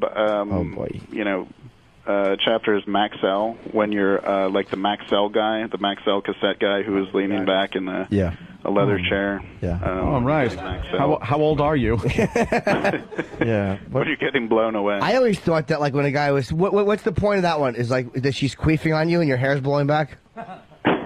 Dude. No, just that you're in a comfortable chair, you know? Yo, a nice leather chair. But how come the wind's blowing in the man's face? Because it's a blowjob. It's like he's listening to music during a tsunami. Because he's actually getting a blowjob. Hey, I like your... I want to read this because this is very clever. Right. Eating disorder is an eating disorder that's specific to cockaholics. Yeah. I've never seen someone with such an eating disorder. She was a total penis fly trap.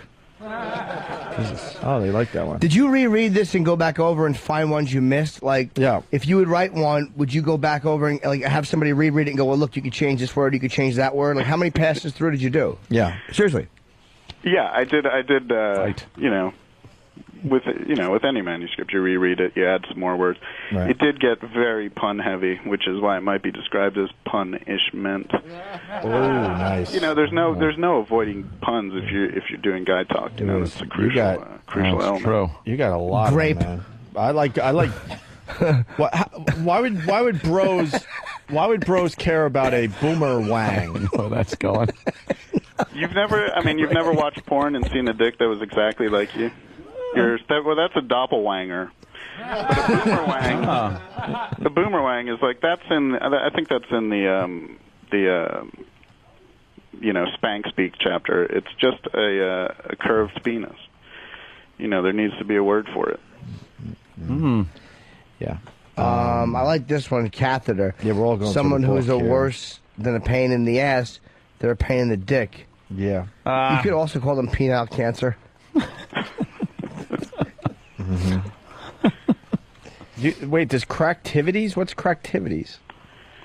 Cracktivity is just any activities related to the smoking of crack or, other sorts of cracks. Yeah.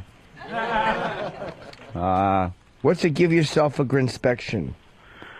That's when you have a bangover. Bangover is when you wake up after a night of excessive banging, and you want to make sure that you're, not too obvious when you roll into the office. You want to, give yourself a grinspection. Make sure there's no short and curlies in your teeth. Wow, it never happens to me. Yeah. They don't have hair yet. Got to give you a dick one. Make sure the braces haven't torn it. And by those, I mean the ones on her legs. I love a polio kid. Yeah. What are they going to do? It's a good day for him. Hey, a girl on a whore path. What's that all about? What's a whore path? She's on the warpath, but it's, war whore. Oh, I get it. Yeah. All right. I think that's an example of when you're having a retargument, which is a retarded argument with your girlfriend. Well, isn't that anything? Yes, or a discussion with a retard, which is always fun. Don't put your tongue in there. What's a bathlete? A bathlete is, that would replace the word metrosexual, which is kind of tired, but a bathlete is just someone who's an athlete about bathing, grooming, just they meant around bathhouses. A bathlete's a guy who can go from bench to bench in the bathhouse and fucking drink out of mules. We got it, Jim. This book is.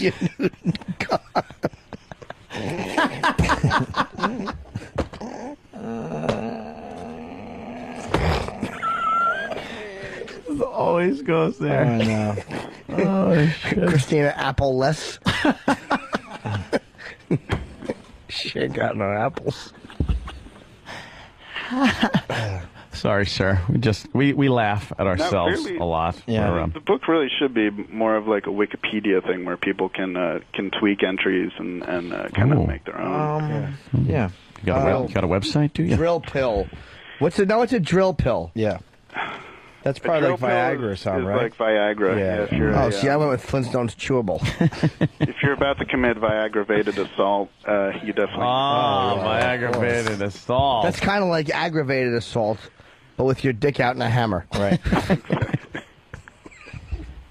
This book is all right. But yeah, if you want to go to the website, if you want to suggest words, go to www.brocab.com. And people can suggest words at brocab.com? People can write in. Oh, that'd be terrific. This. Can they post them? Absolutely, yeah. I can post them for them, but. People can't just go post. Our listeners are very interactive. You can comment, but probably the best way is to just email me, and I'll put them up. All right, what's the... what's your email address? What's the website? If you just go to brocab.com, there'll be like an email me button. Okay. Are you planning on selling a lot of these? That's the plan, yeah. Have you gone out and done book signings and stuff like that? Not yet, no. I have put my blottograph on a lot of them, which is when you you sign your credit card when you're totally wasted. What's it called? Blottograph. Why the blot, though? Well, you're blotto. You're totally blotto. Okay. Yuck. What is this, a shot glass put? Shot glass put is there's advice on when you get into a Neander brawl in a bar, when a bargument turns into a Neander brawl, and you're going to want to use like the Cueyville slugger, like the pool cue that you slug someone over the head with. Shot glass put is, you take a shot glass and heave it like a shot put across the room at someone. So there's a lot of bar brawl advice. What is the what's Black Friday? Yeah. Black Friday it's is amazing, by the way. You actually remember all these offhand. I know, it's amazing. Yeah, I'm kind of amazed myself. It's like you don't have a job or something. Black Friday is like Friday rolls around, your girl wants to be with you, you want to be with your boys. You're going to get flack from someone no matter what you do, whether you see the chick flick with her or you see the dick flick with them. Someone is going to be pissed off at you. Wait, chick flick with her or a dick flick with them? Yeah, she wants to go out and see the new, Tyler Perry movie or something. Your guys want to go out and see the new Die Hard movie. You're damned if you do, you're damned if you don't. You're damned if you do, and you're 1985 if you don't. That's if you're in a bad relationship. So, you be able to tell her, how long was it till your bros told you, all right, enough with the fucking puns? Yeah. I'm wondering when you're going to tell me that. Never. Yeah, they Brian from St. Louis, Melissa Lessridge. I don't know why. It's definitely to be taken in small doses. Keep it by the toilet. Read it, one entry at a time. Yeah, run out of toilet paper. Shitterature. That's true. Shitterature. That's the book you put by the ball, right? 217 pieces of... where are you actually? Are you a New Yorker? Yeah. Oh, Jesus. Yes. Oh, no. Yes. What did he say? Keep it by the what? And I forgot. What did he say? Keep it by the shitter. Oh. Or the,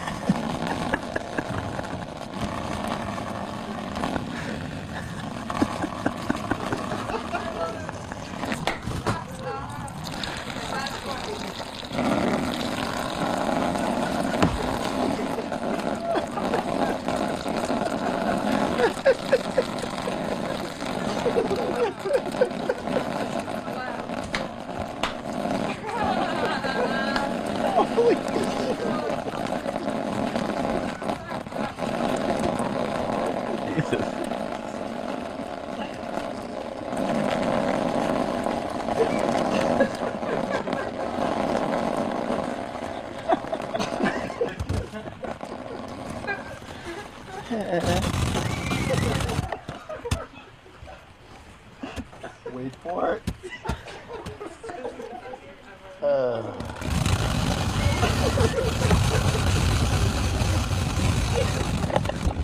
Fuck! All right, ogre. Wait for it.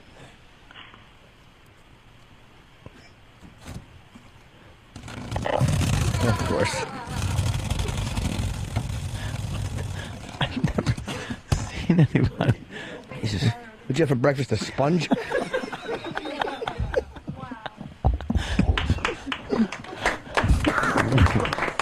Wow. Oh, God. Maybe that's got to be changed.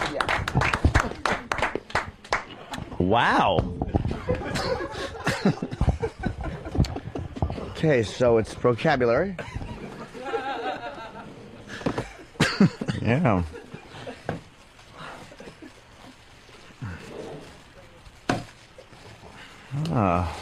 Mm-hmm. Is he gone? It's known as the urinal book. No, still hanging. Sorry for the interruption. No problem. Oh! Ew. Never seen anybody go that long. It's amazing. Mm-hmm.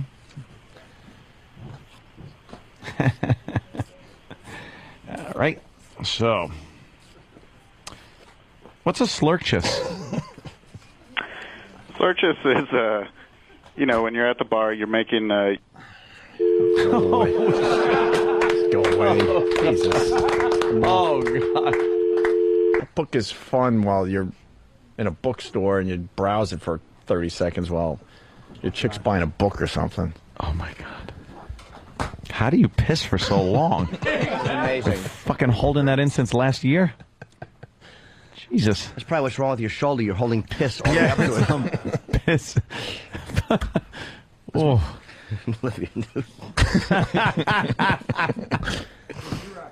That's some hazard waste now. Wow. That is like... That whole garbage pail has to go. All right, why don't we take a break? That was wonderful. Well, not to piss, apparently. Well, unless you're not done yet. Yeah. Mm-hmm. Yeah, we'll take a little break. What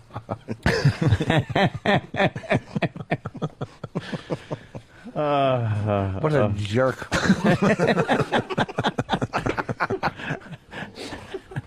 All right. Why don't we take a break and continue with the show? All righty. Yeah.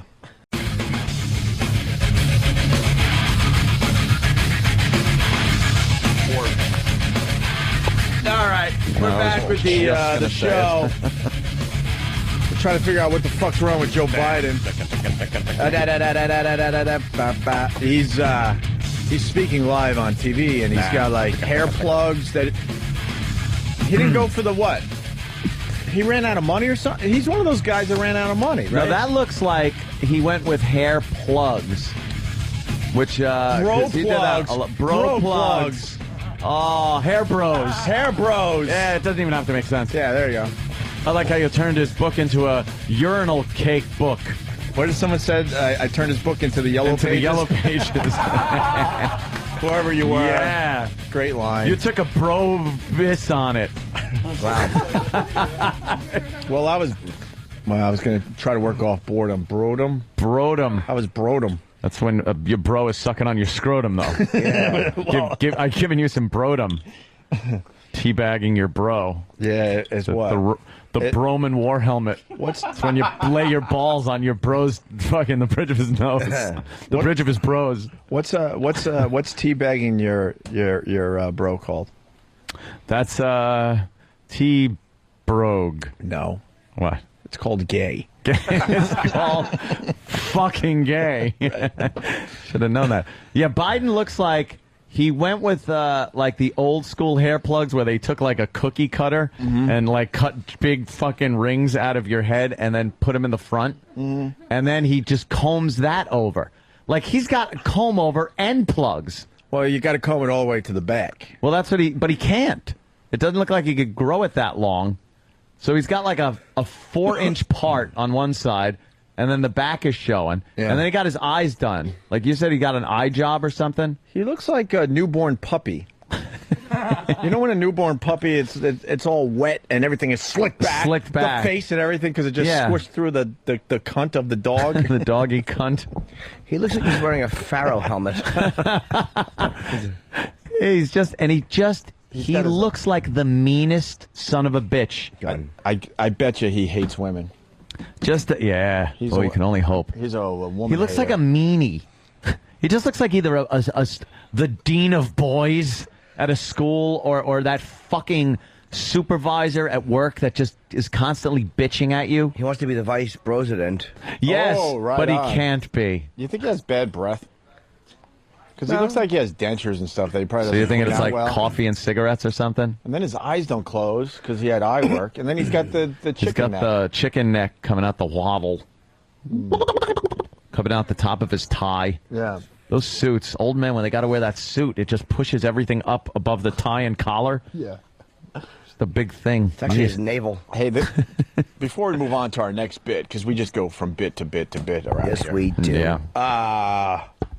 Hold on a minute. Well, someone's trying to make a Cheryl No joke instead of Cheryl Crow. Mark R. from Houston. I think so. Jamie Hughes from Tom's River writes, that asshole made me want to bro my brains out. Mike in Delaware, Ramon, this guy's a bromosexual. Yeah. I think we did that. Tim C. from Cleveland, I'd like to be teabagged by my bro. His balls smell like my onions with bro in front of it. Help me here. Brunion. Right. How about a rusty trombone? Chris C. from Virginia. That fucking douche in his bro book. Well, It's horrendous. P-Bone writes from Tampa, he could get some gel and make a bro hawk. Yeah, bro Biden. His book fucking bros. Oh, wait, hold on a minute. You guys, we have to continue with this. Jeremy from Jersey. Yes, Jeremy. Morning, shit dicks. Hey. Biden probably should have used some Brogaine. A little Brogaine. But now he's doing the Bromover. Didn't someone call Master Poe Master Bro today? Master Bro. Yeah. Oh, well, Bropey. And Manthony. And Manthony, yeah. That's right. And faggot. Oh. Well, I can't think of anything for Jimmy. Oh, How about just this? How about... it's the Bropey and Manthony show. Yeah, Bropey and Manthony. That's what we should change it to. I'm him Norton. Him Norton, yes. Him Norton Man. Yeah, him Norton Man. And Manny. Manny is... Manny. Ugh, this is fucking awful. This is wonderful. And who else do we have? Travass. Yeah.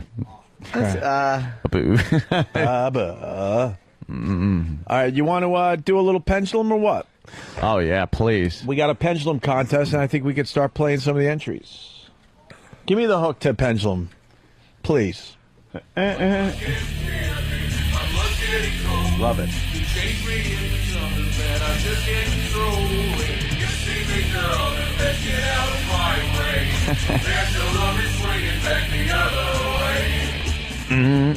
Wow. Simon Kenton from Virginia.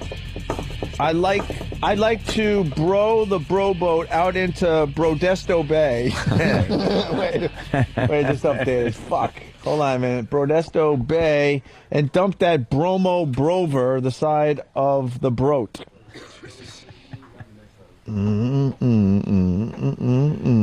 you see me coming, just get out of my way.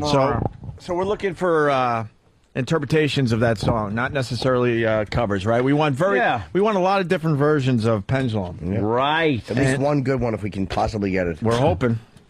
We got a few here. We got. We could start with chemistry. If you want, you don't have to start there. Where do you want me to start, Danny? What makes the most sense? You heard these. Which one you want to play today? See, they're all so good in their own way. Yeah. That's the thing about these. You like this one? I really, actually, my favorite is actually track 5, but so we'll go 4, 5. We can do that. All right, number 4. Track 4. It's, this is by a guy. That's the only contact name he left us. Doty Sancho. Okay. And this one is kind of like this one is very Sanch Bro. That's right. It reminds me of like an. It's kind of like an '80s movie credits version. Oh, nice. It almost sounds like like a John Hughes film. No, I was thinking more along the lines of like the credit sequence for like Escape from New York. Oh, okay. It's very synthesizer-y. Oh, really? Okay. Okay. Like Steve sitting here waiting eagerly to hear his interpretations. I've heard a few of these. Yeah. Steve, take your hat off. Oh, you want to see the hair? Yeah, let's see how that's coming in. Holy fuck, what'd you do? Now you're completely bald. Yeah, well, Fucking the toupee look was really ridiculous, and now it's just... Holy shit. Yeah. What's happening to you, Steve? That looks like you did it. That looks like you did that just so they could put the electrodes on you, doesn't it? You're doing everything someone does before they murder their coworkers. It looks like Brando from Apocalypse Now. Yeah. What a wonderful idea. It's definitely a private pile cut. It certainly is. I knew that was going to happen. am in a world of shit. Looks like Lobo from Ed Wood. A man of his size would have trouble. The private's weapon's name Yeah, is Bob. That fucking first version toupee look was really, really awful, and I just couldn't. What made you get that at first? I was too lazy to go to the barber. No, so you that did it doesn't make yourself? sense. I was too lazy to go to the barber, so I had you my. just keep your hair long. You don't like keep the top long. I initially Don't thought look it at would me. look. What? You're scaring me. Why? I'm not even kidding. You're creepy. No, I'm lovable. Look at Jimmy. Hi, Jimmy. Hi. Hi, sweetie. Does this look right in you? Oh, this is weird. It's really this whole weird. fucking crew is weird. I'll give you that. Yeah. This whole staff is weird. And Shut up and sit down, you big bald fuck. Hey, Tim C from Cleveland. I heard Tim that. C. I heard that. I heard that Manthony dated a chick whose ass leaked like the Exxon Brodez. That doesn't even make Oh, sense. Yeah, but I'm trying to get the bit going here. Yeah, well, because this they're all bit's coming up with fucking- stuff. This bit is Brover. It really is. They're not. Stephen S says you didn't have a toupee. You had a toupee. Toupee. All right, Steve. So So why don't we listen to the first Pendulum song entry, based on your fine hit song from back in the day. Get out of my This way. is- Have some melon. This is Thank you. No, just cut your head open. here we go. No, I meant like really. Exactly. Oh, looks like a started. melon. He said melon on the empty candy dish. Oh, yeah.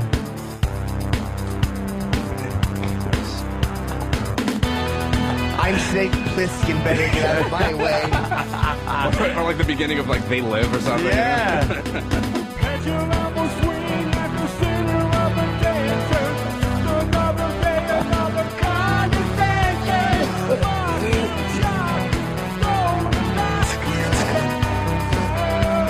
Isn't that bad sim?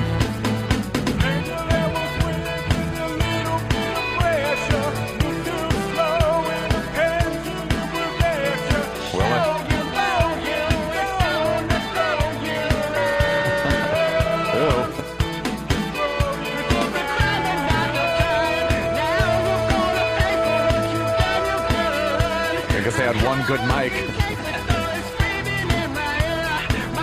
Sounds like he's singing through his guitar pickups. Yeah. It's kind of cool though. Here we go.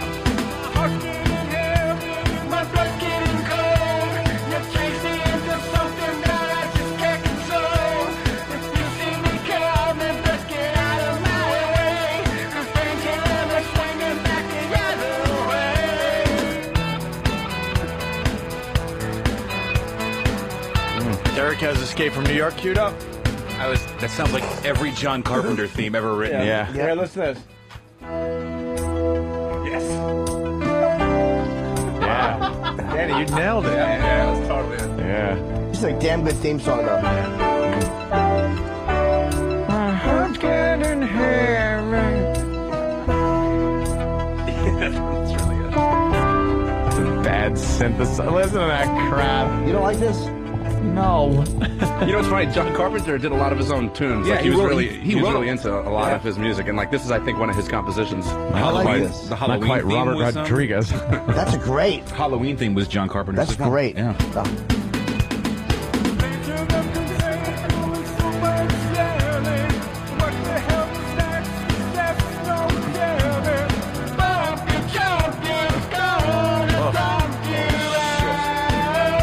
I'm not feeling this one. No? It's too monotonous. exactly. Because the verse, he doesn't go anywhere. It's the No, same he thing doesn't over go and over anywhere. again. Like I said, these things they're all good in their own way. Yeah, I kind of like that. Like which one you want to do before 5? I want something with a little action to it. You could do Chems, I guess. Chemistry? Yeah. Chemistry did his rap version with DJ Twig. Oh, I heard this one. Let's just go. Pendulum will swing at the center of attention. It's just another day, another condescension. Mock you, shock you, it's gonna lock you down, down. The pendulum will shift with a little bit of pressure. You move too slow, the pendulum will get you. Show you, mold you, it's gonna throw you around.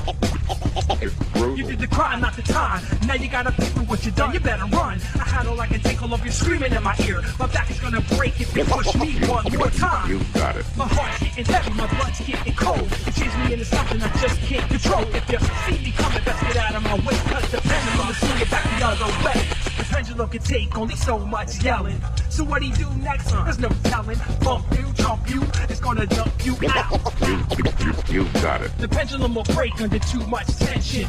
Break down the walls of my detention. Racking, balling, kingdom falling down. You did the crime, not the time. Now you gotta pay for what you done, you better run. I had like a tinkle of you screaming in my ear. My back is gonna break if you push me one more time.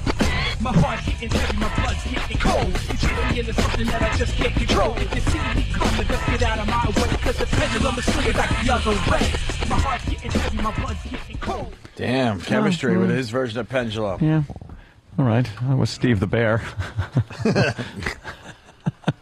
Or any other Chemistry song. Any other Chemistry song. Yeah. Sorry, Chemistry. Then we have Jibo.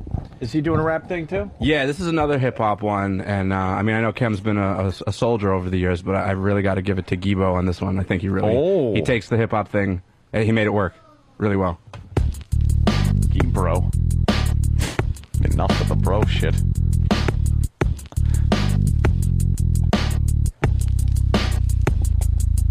The pendulum will swing at the center of attention. Just another day of condescension as it mocks you, shocks you. Gonna lock all your bitches down. The pendulum will shift with a little bit of pressure. If you move too slow, then the pendulum will get you. It will show you, mold you. Gonna throw your lame ass around. You did the crime, another town. Now you gotta pay for what you done. You better run. I've had all I can take of you screaming in my ear. Now my back is gonna break if you push me one more goddamn time. My heart is getting heavy and my blood is getting cold. You change me into something that I just can't control. And if you see me coming, best get out of my way, because the pendulum is swinging back the other way. I'm digging this one. It's pretty cool, right? Yeah.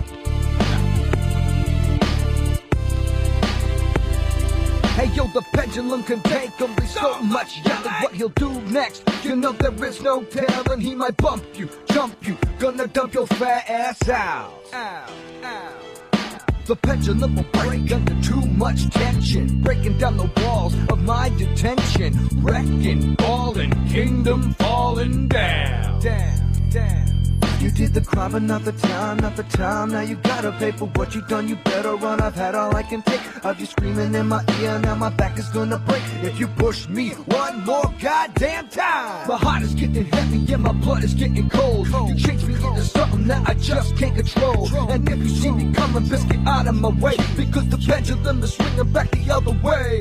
My heart is getting heavy and my blood is getting cold. You change me into something that I just can't control. And if you see me coming, best get out of my way, because the pendulum is swinging back the other way. Damn.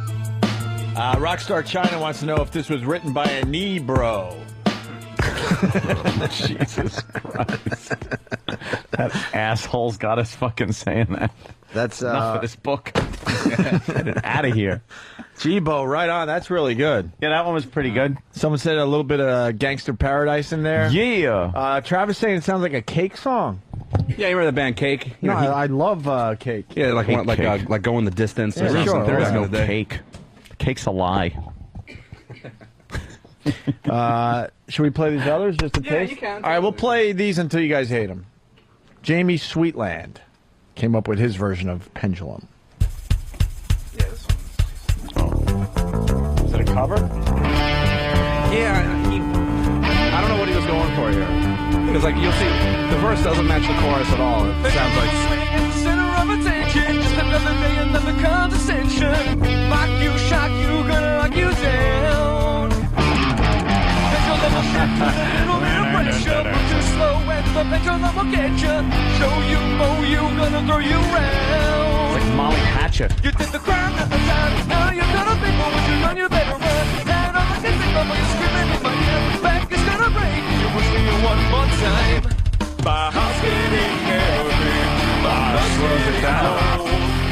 Keep me into something that I just can't control.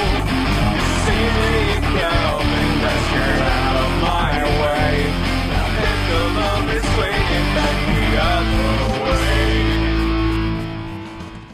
Jamie Sweetland, not bad. Someone says it sounds like a car commercial. Sounds like Clutch? Sounds kind of like Clutch. Yeah. And then we got Matt W. Sent this one in. Oh. Babalu. Babalu, aye.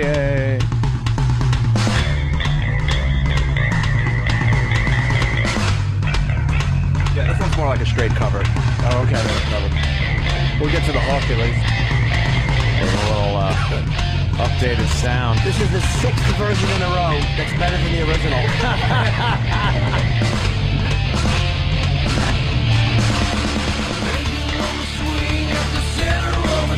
Just another day, another condescension. Mock you, shock you, gonna lock you down.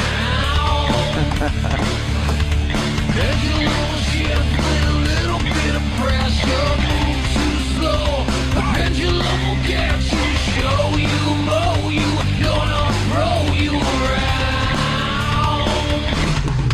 You did the crime but not the time. Now you gotta pay for what you've done, you better run.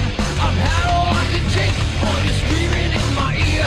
My back is gonna break if you push me one more time. My heart's getting heavy, my blood's getting cold. You change me into something that I just can't control. If you see me coming, best get out of my way. The pendulum is swinging back the other way.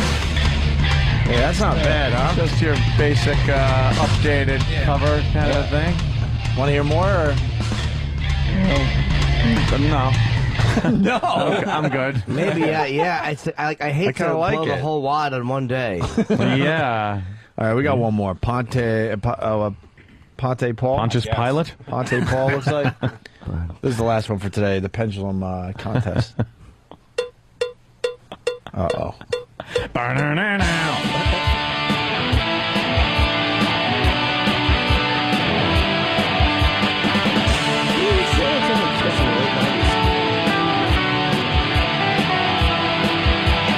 Pendulum will swing at the center of attention. Just another day, another condescension. Mock you, shock you, gonna lock you down. Oh, pendulum will shift with a little bit of pressure. Move too slow, and the pendulum will get you. Travis said this is on the soundtrack to Empire Records. You did the crime, not the time. Now you gotta pay for what you've done. You better run. I've had all I can take. All your screaming in my ear. My back is gonna break if you push me one more time. My heart's getting heavy, my blood's getting cold. Change me into something that I just can't control. It's like Steve meets the Friends theme. It is the Friends theme. Okay. That's what I was trying to figure out. What I thought there's a little bit of a beer commercial in there somewhere also. Yes. Instead of beer, it's for cum. It's low seal. Because the pendulum is swinging back the other way. I like that. That's pretty goofy. Right on.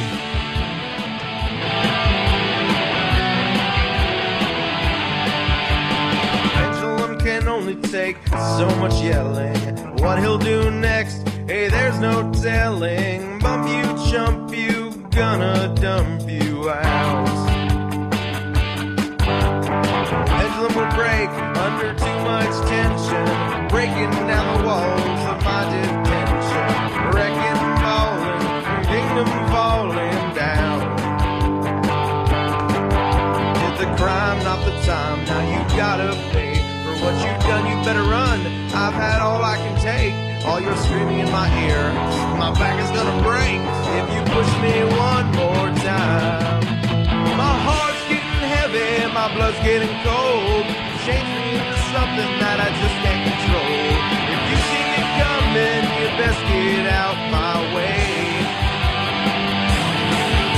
My heart's getting heavy, my blood's getting cold. You change me into something that I just can't control. If you see me coming, best get out. Fast Freddy writes, sounds like those awful Cablevision commercials. Yeah. And Bill in Portugal, we got people all over the world today. Holy shit, I never thought I'd hear a bare-naked ladies version of Pendulum. Pendulum. Many different versions coming in so far. Yeah. We're all swinging back the other way towards shit. We got to do line of the day and get the hell out of here. Yeah.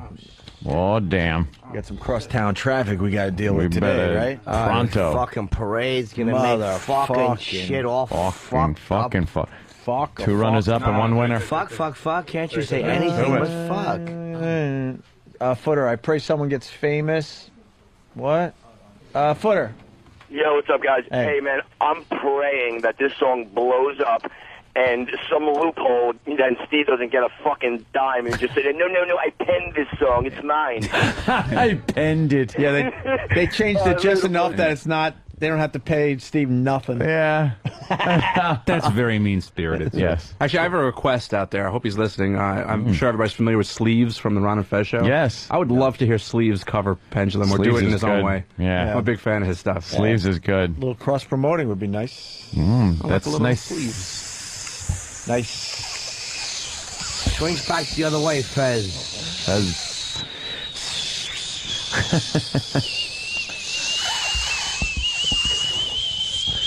Right, let's get to the goddamn line of the day. All right, Anthony. All Get me out of here. right. I'm gonna fucking Word is bond. stuck there. Let's do Bro of the Day. Word is bond. Ant's gonna scatter some guineas crossing Fifth Avenue. Yeah. Pat from Unaki. You're right. I don't get out of here in time. How could Pat talk today with all the shitting he's doing? Pat came in 7th place, eating the pizzas. Yeah. How many people? 8? He stinks. He's the worst at competitive eating. Yeah, I don't know. He's awful. But how many do you eat? Like the Joey fucking Chestnuts, that guy who wins the hot dog thing now, he beats out that rhymes with. He ate 47 slices of pizza. Holy shit. 47 fucking 47 slices of pizza. Right? Was that what it said in the paper? Yeah, I was shocked. Well, I was proud. I ate 19.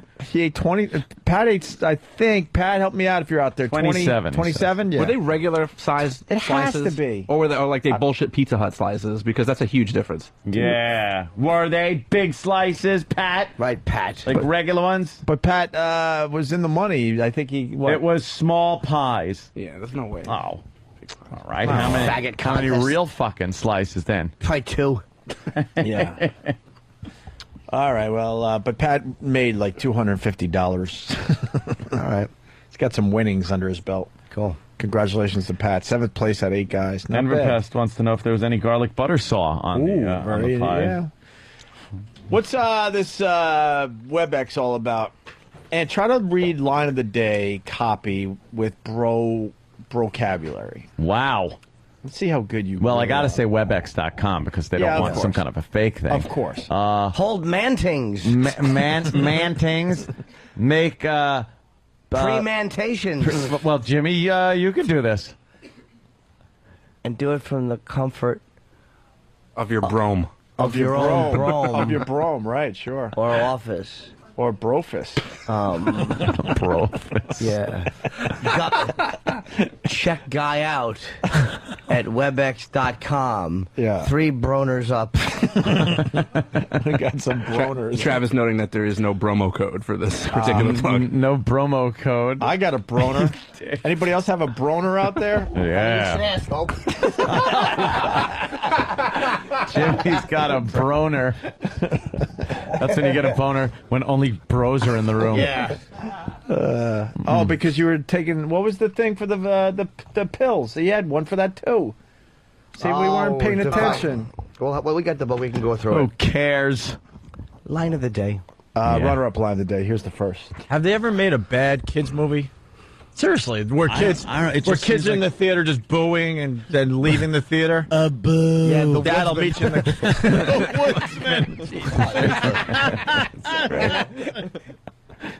Woodsman. Such an obscure little movie. Fantastic. Living across from the school. Just watching all the little treats walking by. Fucking rolled. Jerked the kid off in the park. Oh, god damn. Come get your dick sucked behind a bush. Sit on my lap. Yeah, why not? Here is another runner-up line of the D. They also built a bathroom for each guy. Oh, really? Special candidate. Well, that's the kind of thing I like. I hope that trend continues.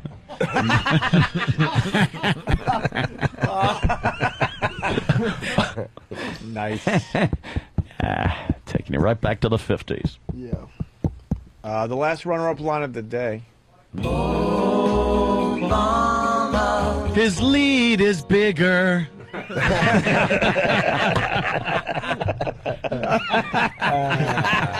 Oh, and I hate to be a kook.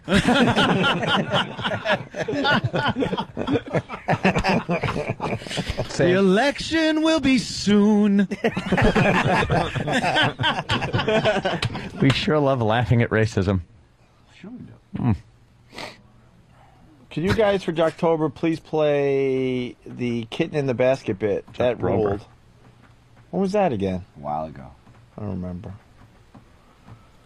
All right, we have to get out of here. So webex.com, studio audience, thank you. Greatly appreciated. Yeah. They were helping us out with that bit, by the way. We told them to kind of play along and laugh. And they did naturally. And they did naturally to keep the bit going. Because it was funny. Audience participation. Here is your line of the day. Here comes the line of the day. Line of the day.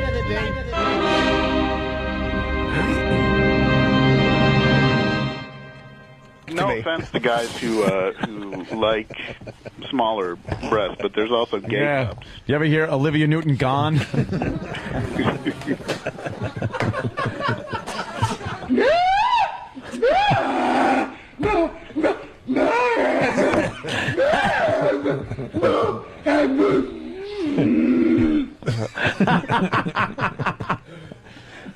Oh my God, we were supposed to get out of here early. I know. You better run it. You're not going to make it past the parade route. They close at 11? Yeah. Make it past all them. Watch the whole parade. Son of a bitch had a lot of friends, didn't he? Bunch of fucking guinea wop bastards coming out of the woodwork. I could have been kicking at Mr. Bandit's ass all over Long Island by now. You know that I learned that we've been doing a lot of extra radio, that we're supposed to end at 10:52 to get the commercials in? Exactly. And we make it to 11 every day. All right. Somebody owes us 8 minutes of time. 8 minutes? 8 minutes time is a lot of days. Well, I'll give a call from my car. All right. Bye, y'all. Yep. Later. Later. Take it easy. Bye. Can we talk? Yeah. We'll watch one of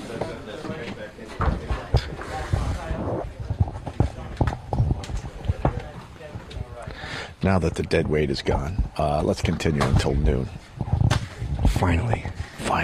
This is what I've dreamed of. All right, later. Travis, you want to do a show? Later. Travis, you want to do a show? Later. Travis, you want to do a show? Later. Travis, you want to do a show? Later. Travis, you want to do a show? Later. Travis, you want to do a show? Later. Travis, you want to do a show? Later. Travis, you want to do a show? Later. Travis, you want to do a show? Later. Travis, you want to do a show? Later. Travis, you want to do a show? Later. Travis, you want to do a show? Later. Travis, you want to do a show? Later. Travis, you want to do a show? Later. Travis, you want to do a show? Later. Travis, you want to do a show? Later. Travis, you want to do a show? Later. Travis, you want to do a show? Later. Travis, you want to do a show? Later.